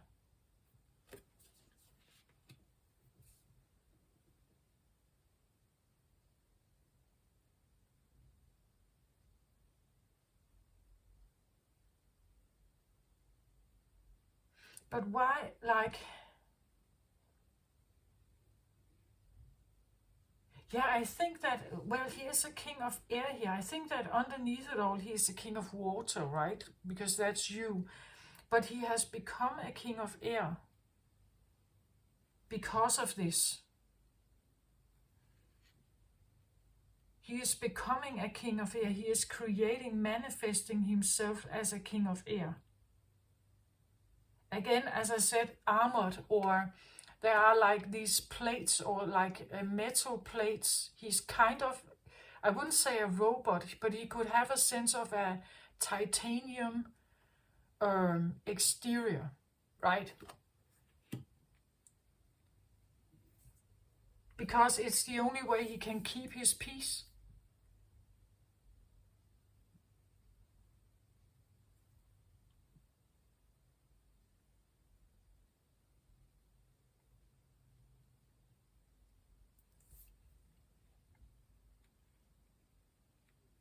Because deep down, actually, you just want to be you, right? Deep down, you just want to do what you want to do and what you love to do. You want to be who you love to be, and you want to do what you are, right?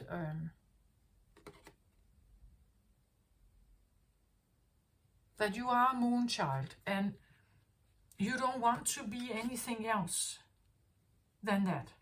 You want to be able to just do this and be this, but it's like this world here is asking you to, either you lead or you follow.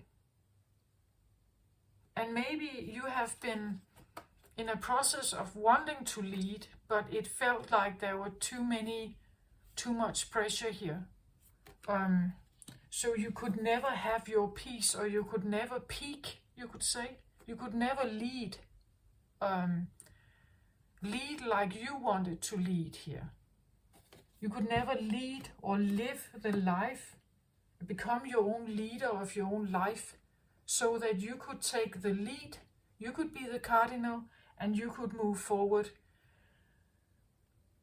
in the way you want it to be here, with the way you do things. Because you do things differently. As I said, these are different routes than what society normally would ask for. But you don't care about that, right? You just want to be you. But you have learned that you can't do that. You have to armor up, I feel like here. Become very intelligent or educated, and you have actually educated yourself beyond what the frame can hold.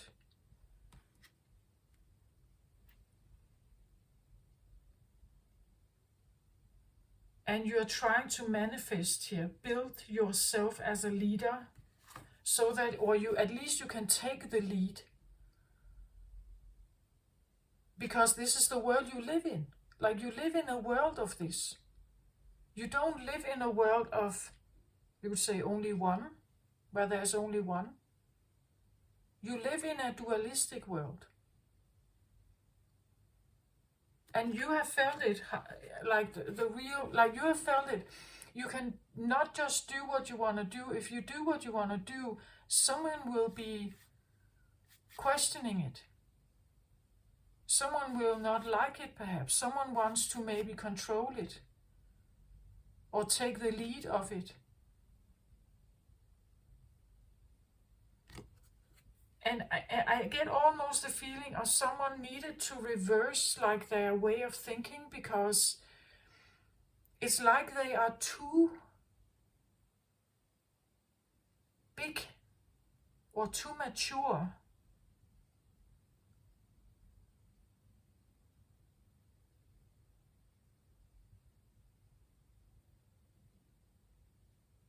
This can also talk about a competitive world. Like needing to adapt your way of thinking to a competitive world, but you are not like that. Like, you just want to do what you want to do, and be here.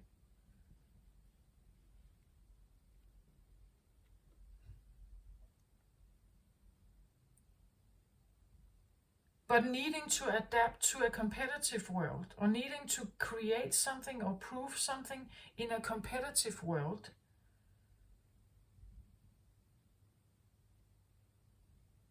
and it's when you face the opposition here that you realize, I cannot just be like this. I cannot have my peace. I cannot have my bliss somewhere. I will always be in some kind of connection with something that seems to want my attention, my time, my effort. Again, I had this feeling of like the woman holding a heart, where I said it's like there are bites taken of that heart, right? That could be what this feels like, that there are bites taken of something here. And therefore they have to armor up. They have to become like a machine, or like a zombie here, or like a robot, in order to maintain like something inside. Because otherwise they're in this competitive world, so it's like a reversed, it's almost like someone had come in with like very high vibration here. And then they're facing this world here, and they need to reverse themselves, like they needed to descend a bit to understand the world they're in, to figure out how to actually be here. Like, if you come in with a very high vibe of love and light and peace and cooperation and coexistence and compassion. And that is what you stand for. This is all you are. Right? Following your bliss, doing what you want.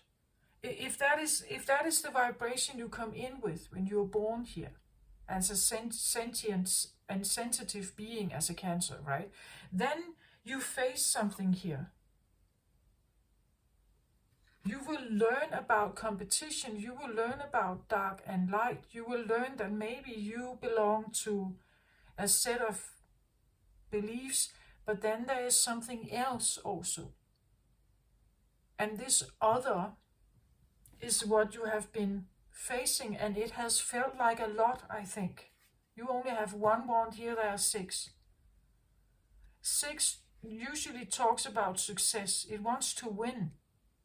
It wants to have triumph over you, or above you, or from you. It wants to conquer you, perhaps. It wants to win the war. And you may have felt like you somehow felt this pressure, right? This invasion.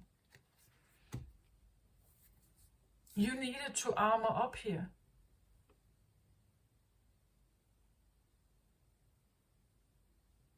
But when you do that, it comes with a cost. But maybe it's more difficult to actually, you would say, feel your heart. Maybe it's more difficult to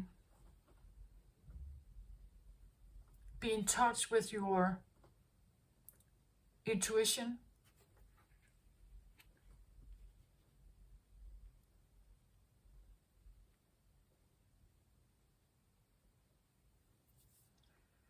This could be the feeling that you are somehow split between.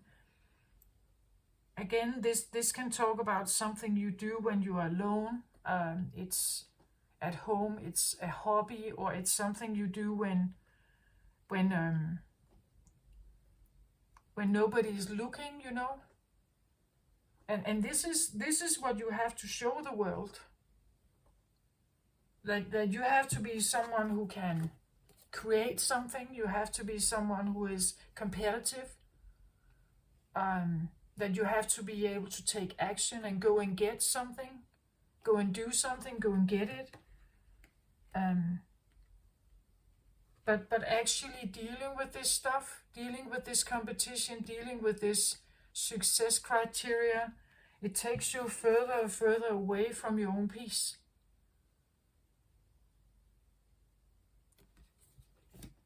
And it could make you frustrated, right? Or it could make you feel like you're surrounded with some kind of fire that wants to, come towards you, right? And when you feel that, it's like you have to armor up, or you feel you have to become this one. You have to be aware that, or you feel like you have to become that big, you know.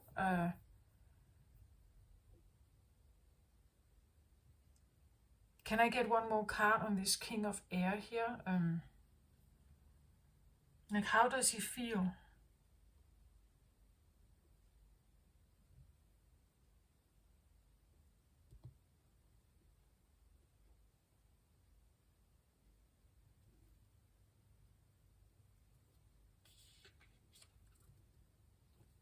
I get Medicine Wheel.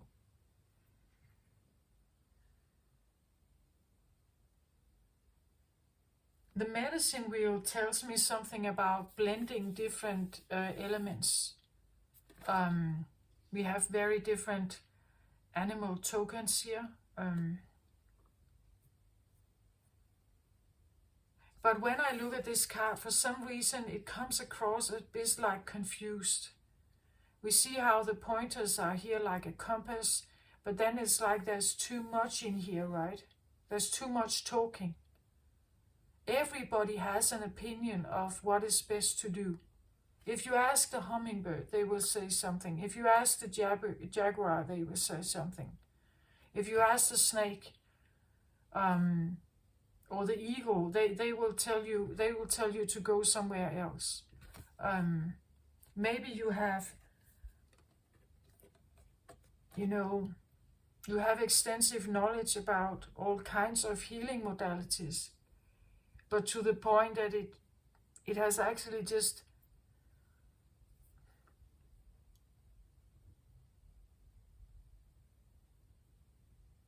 I wouldn't say that it's confusing, but it's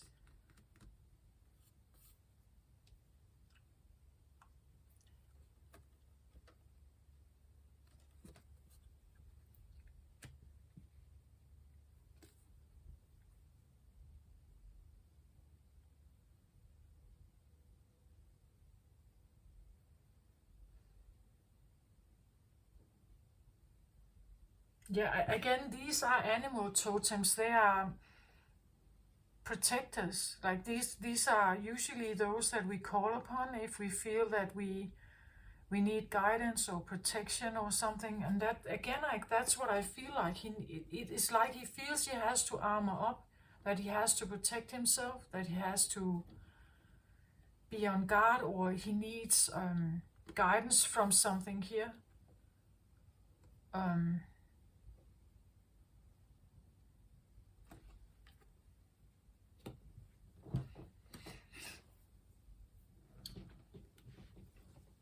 I just want to take the book on this medicine wheel. The medicine wheel is, well, it's about healing, right? Medicine is usually about wanting to go on a journey where you hopefully heal, hopefully get more energy, hopefully feel more balanced. And when you do that, it's like you get more in tune with something. The medicine wheel is a sacred hoop with the 4 cardinal directions well marked. It represents the cycle of life, the cycle of nature, and the circular patterns of our cosmos. It has been used for millennia in indigenous cultures to bring harmony and well-being to the village. Its direction symbolizes the 4 steps the shaman takes to become a person of power and wisdom. To manifest clear blue skies in your life, it's important that you take a certain look, that you look at certain aspects of your being. Enter the medicine wheel from the south and reflect on how you are still clinging to events from the past. Continue to the west and notice which relationships are toxic and drain your energy. Step into the north and ask yourself, do I know my passion and show it? End at the east direction, visualizing how you want to live the next chapter of your life. It is up to you how much time you spend in each direction, minutes, days, or months. But when you are done, make sure to step outside the wheel and contemplate your journey. You must not postpone your healing journey any longer. It can be difficult to start, but you must find the inner strength to step into the medicine wheel, or you may lose your opportunity. There are many ways and many paths. Choosing the one you resonate most with. Once you have found it, the only mistake you can make is not to follow it. Go boldly. So it seems like, and maybe that's what you're feeling, that you're facing something with the medicine wheel. For some reason, I feel like I'm also quite drawn to this marker, that there's this red marker here. And I just said in the beginning this idea that why is it that it seems like all the energy, all the fire is very much, the start of everything. That's the spring is after winter, right? And why is it that it seems like it's the start of everything, and that all the energy, all the fire has almost accumulated here? Like there is only one part of the wheel, of the life cycle wheel, that seems so wild for some reason, or so aggressive, or so fiery. Why is it like there's only 1/4? Maybe you feel like you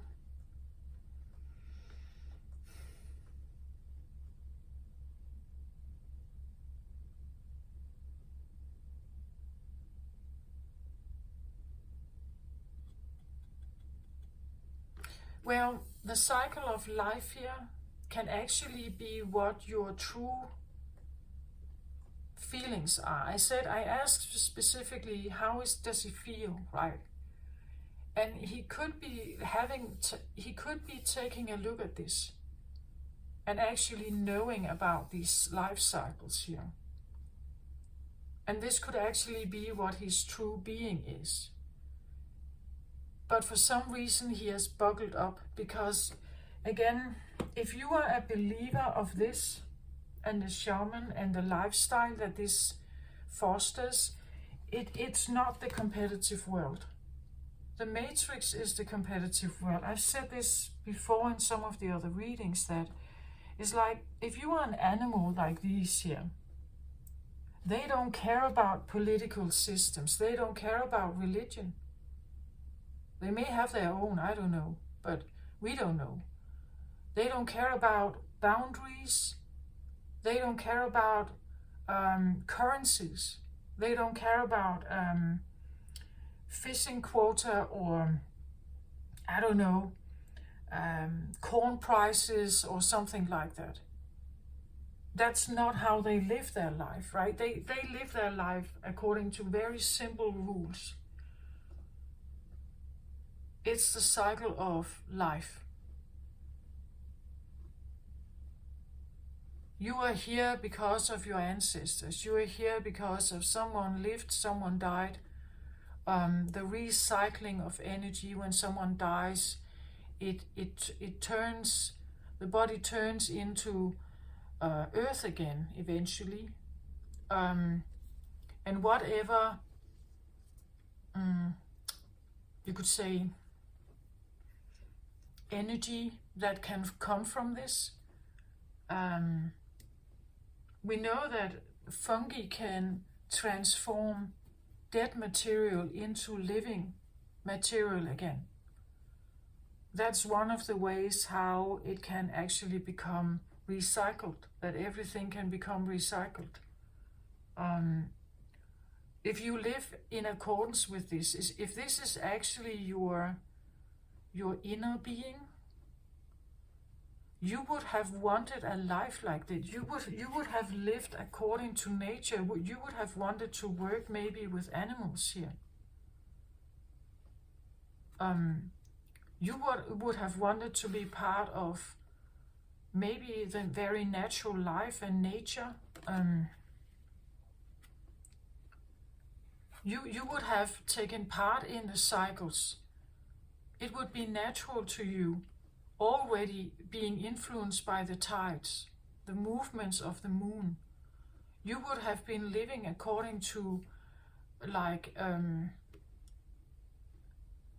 the change of the moon and the vibration that comes from that. But in this world, it could be the feeling that you have been transformed into a robot, that you are far away from your own peace. You are constant in some kind of competition, that you have to, like, engage with this somehow, which is not your normal state of being. It's actually, it takes your peace away. It doesn't help you. The fire is just this fire, or this competition or yang energy that you could be surrounded with in the matrix world. Like, all the narrative that's in there, it's very loud, as I say here. There's so much will, terms and conditions of agreements, law systems. Like, animals don't care about that, right? They live according to the seasons, they live according to like life cycles. But as I've said before, it's like the human mind can't really deal with that. Like it becomes a sense of a repetitive, meaningless void where species are just reproducing and dying, reproducing and dying, reproducing, birthing and dying. That's this repetition cycle that just keeps moving like an endless moving, but also to a human mind it can seem like it's quite meaningless. So we create a narrative that gives our lives more meaning. The Matrix is a part of that. It's a big narrative that kind of has a hold on all brains, it seems like, all human brains at least. We are introduced to it through our parents, like they have been introduced to it through their parents. But it started once. Once we lived much more in accordance with nature. We read the stars. We did like certain animals do, like snails. Snails, they use days to climb up the mountain when they know that rain is coming. Why don't we do that anymore? Why do we not feel the impulses? Why can't we read the change of pressure in the air? It's like we are relying on something else. We have become way more masculine, mechanical in our ways of. It's like we have become numb. Our senses have become numb. We don't live in accordance with some of our DNA, some of our inbuilt qualities. It's like it has been forgotten. It has been even because it refers to the animal side of us, the animalistical side of us. And we think of ourselves as more than animals. We don't want to be reduced to being just another species here on Earth. No, we are something more. We want to consider ourselves as something more. We must be more, right? Otherwise, there's no purpose of being here. Then we are just in this reproductive cycle. That we are just in this. And that's why some people say that life is meaningless, that there's no meaning to being here. Not a bigger one, not a bigger purpose. No, some people don't believe in spirituality. They don't believe in religion. They don't believe in that there is a higher purpose. They don't believe in the chosen ones. They don't believe in the 144,000. Is it just a story? Is it just a narrative to give our life meaning and purpose? Because if you look at it from a more ancient perspective, for the human race, when we were still animals, when we were still apes, even Neanderthals and probably Homo erectus did live by this cycle.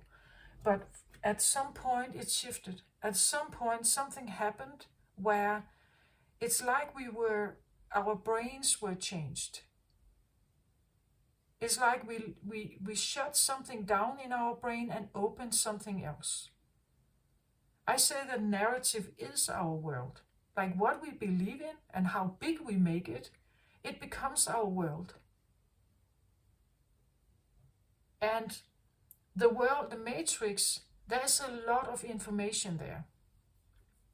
You can look everything up on the internet if you want to. But we must also say that if you want to comprehend all the knowledge there, it's very complicated. As opposed to if you live a life according to this. I'm not saying it's a better life. I'm just saying it's a different life.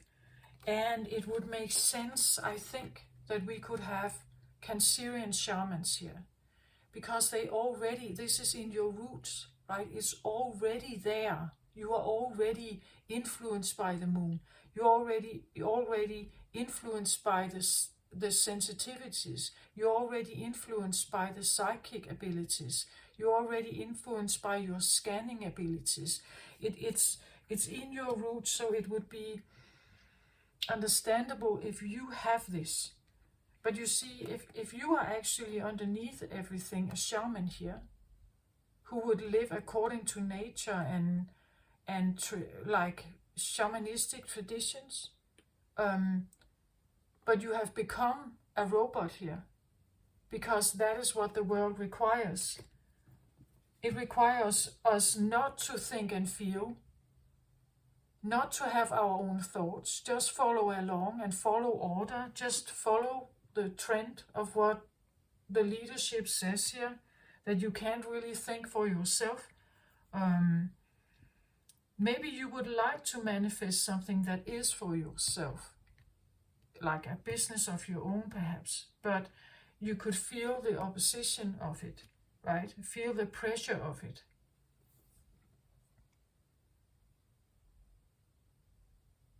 And feeling that you needed to become very clever, very stern, a titanium walls, a bit robotic, and that is how you're participating in the world.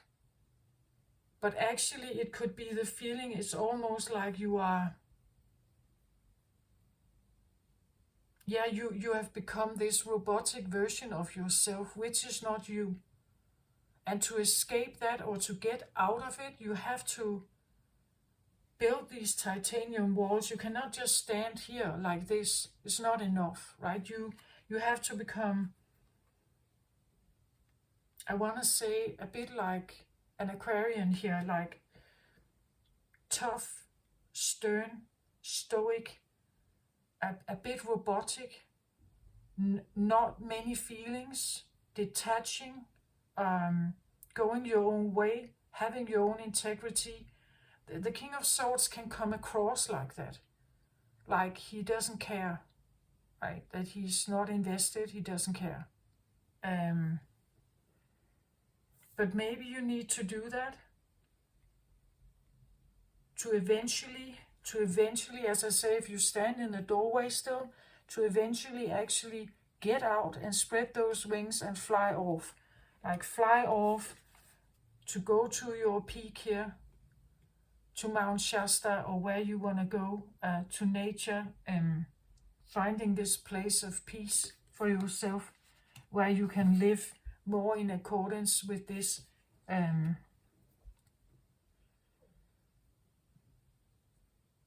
and where you can actually do something you like to do, something that is meaningful, and something you, again, it's in accordance with nature, like you.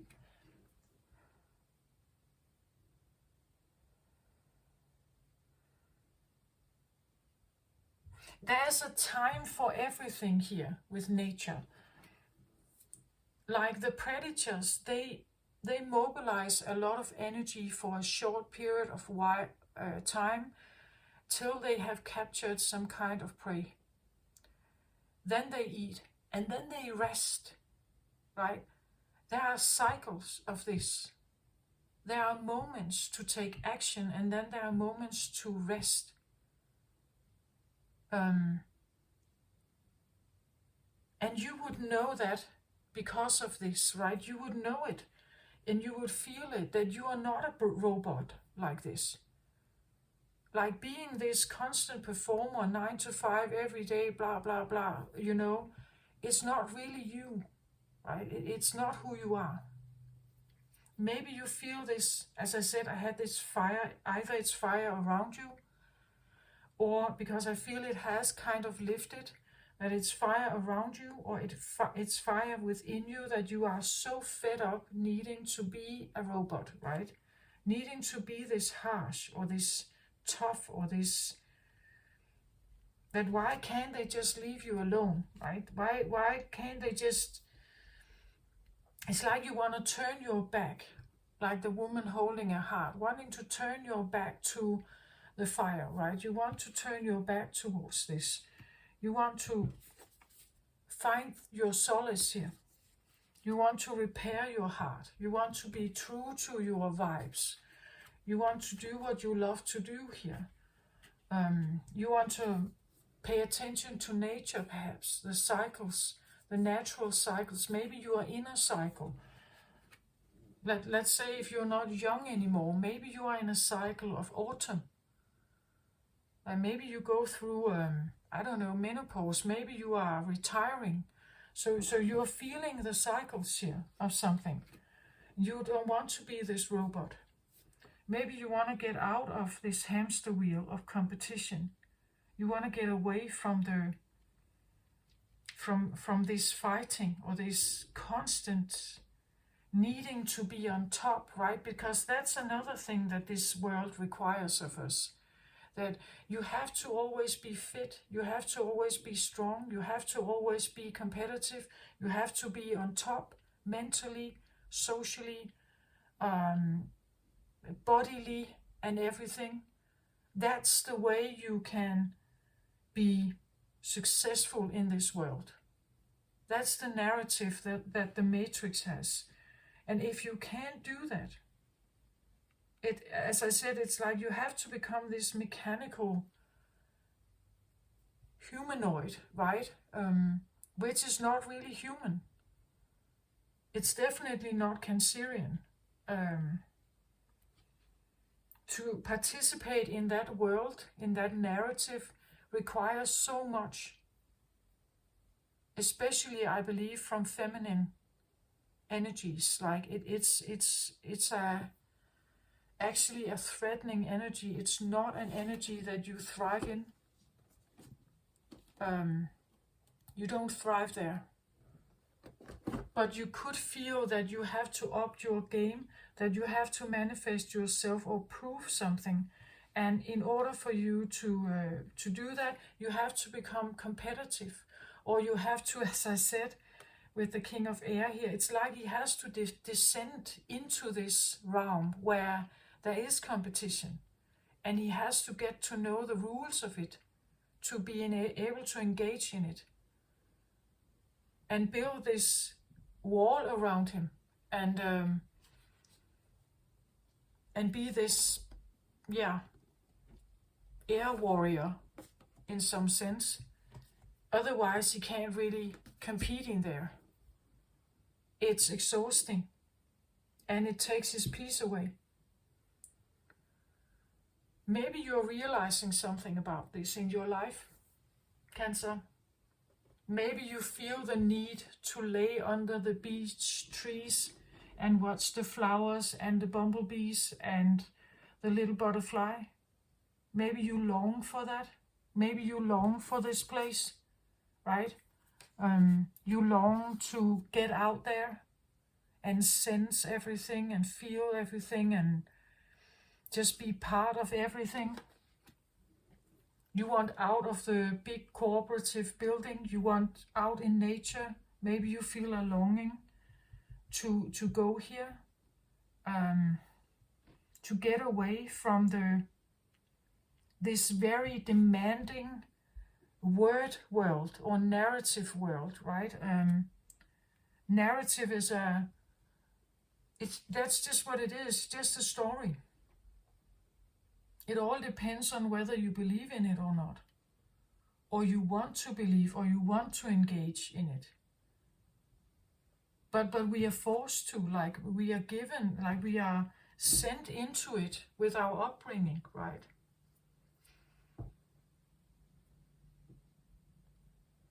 It takes very special parents to take their children out of school and homeschool them according to different rules. It takes quite a lot of willpower to become that person or to be that one, because the pressure of the surrounding world is always there. Can I get an advice card for this reading, please?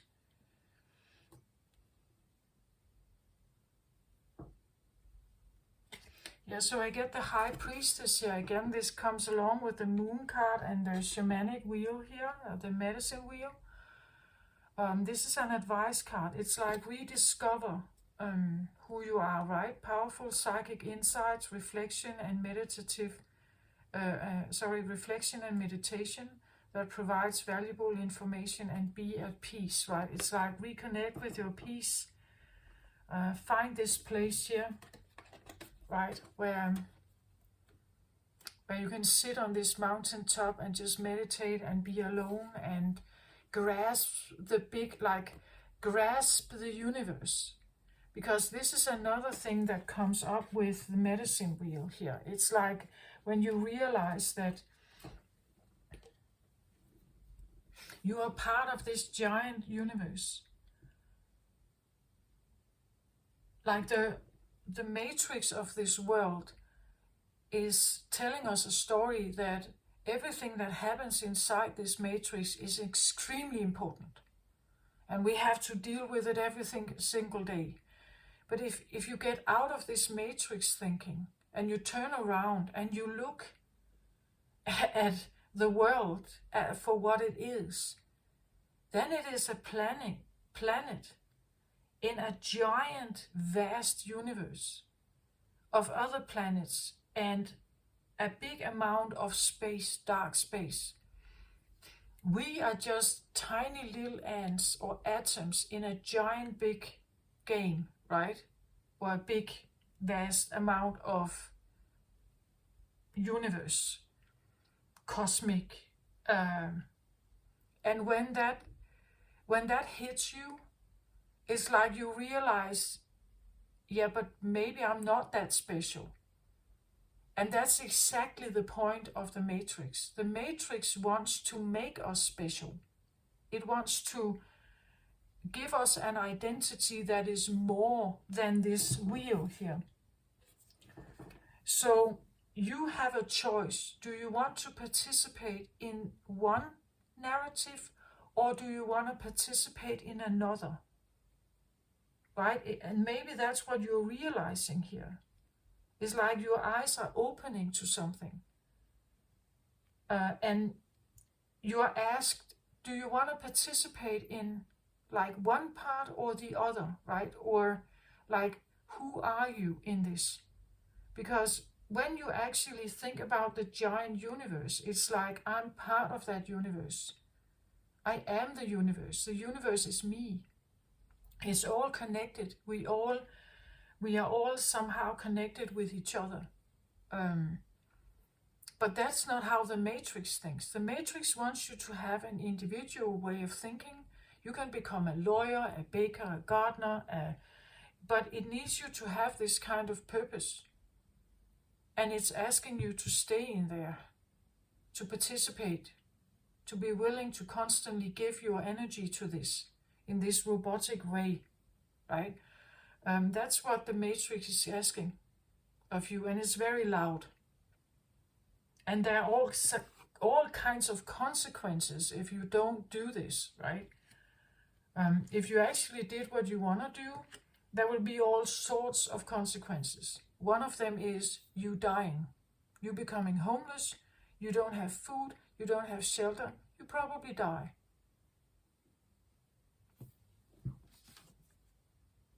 This would be the consequence, right? The consequence is to face the reality of life and death and the life circles. Because this is the alternative. The alternative is, if you don't participate in the Matrix, this is the alternative. This comes with other sets of rules of living, right? But you will probably be more on your own, because it's not what is favored in this world. You're supposed to participate, right, in the normal world.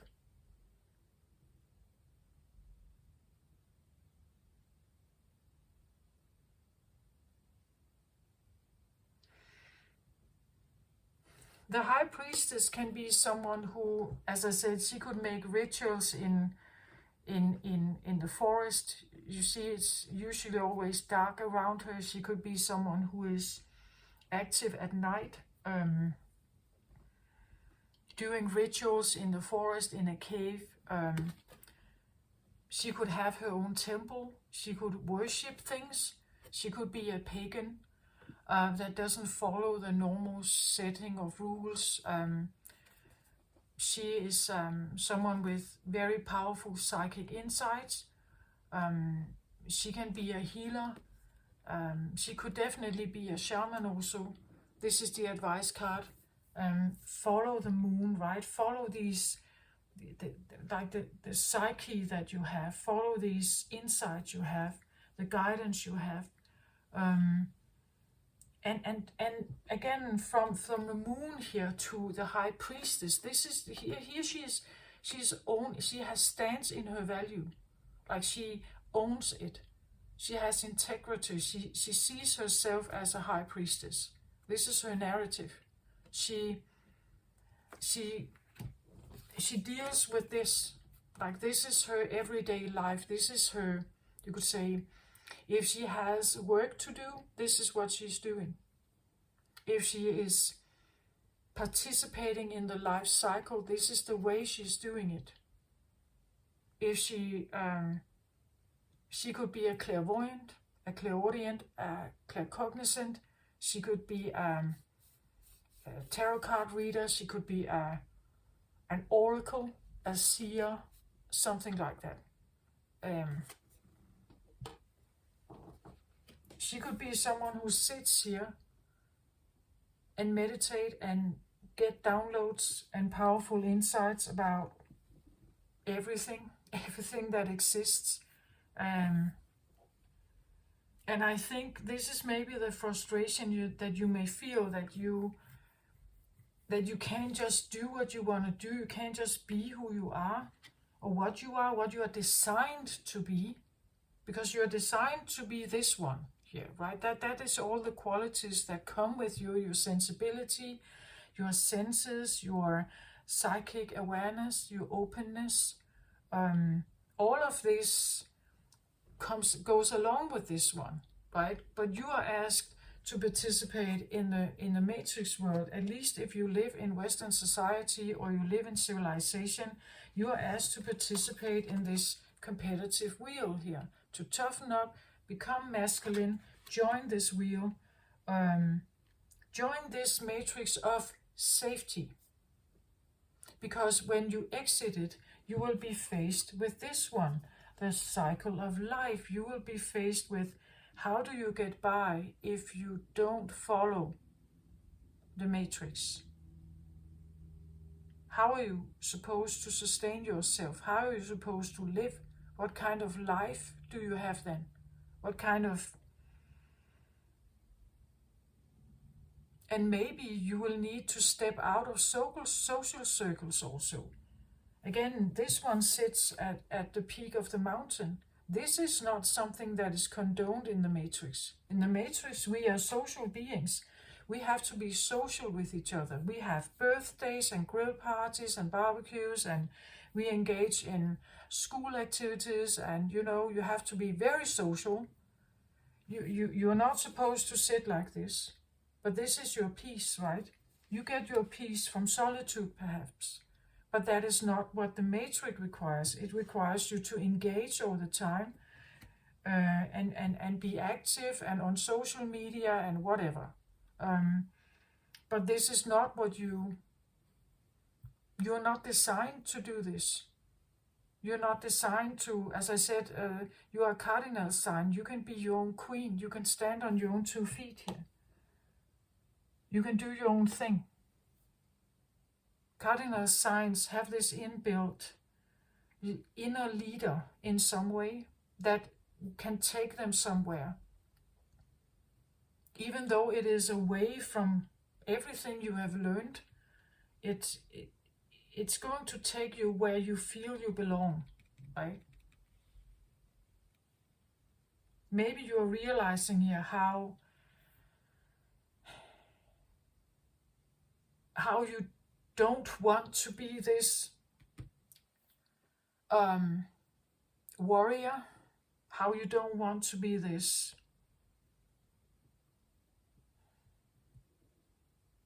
maybe this is an epiphany, a big one that you have, right? That that comes to you, and it's very clear and it's very clear cut, and there's no excuses and so on, you know.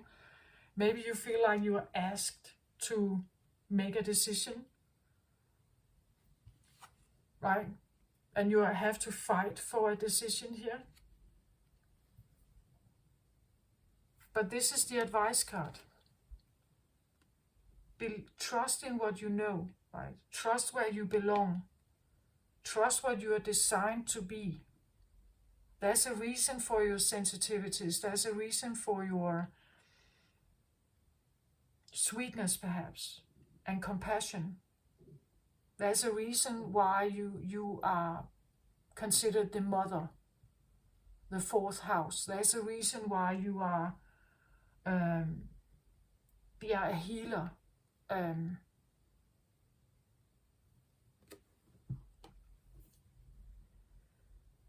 So this is what I have for you.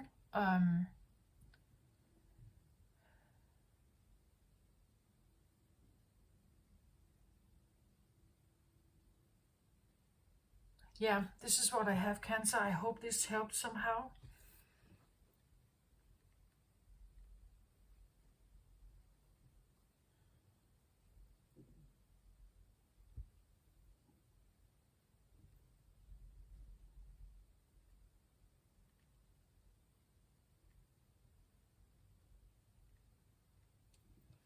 Yeah, I think that it's important to believe that you can create something else that is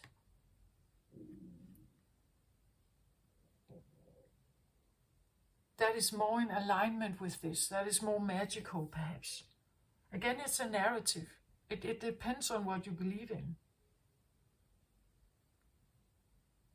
But yeah, other people may not like it, they may not condone it, they may not. But again, if you decide that you are this high priestess, you are the leader of your realm. You decide what is allowed in.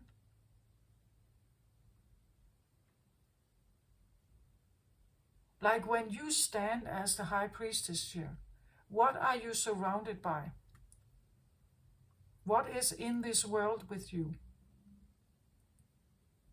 Maybe there's nothing here. Maybe you sit here only with your guides, spiritual guides. Maybe that's what you choose. But then you also make the steps towards it. You find this mountain, this place of solitude, and you sit here. Then you have created this, you know. It's about making the steps towards it when you have decided what it is. Because nobody can tell another person what abundance is. It all depends on who you are. Yeah, this is what I have. I hope this helps somehow, Cancer. Take care of yourself out there. Love and light to you. Bye-bye.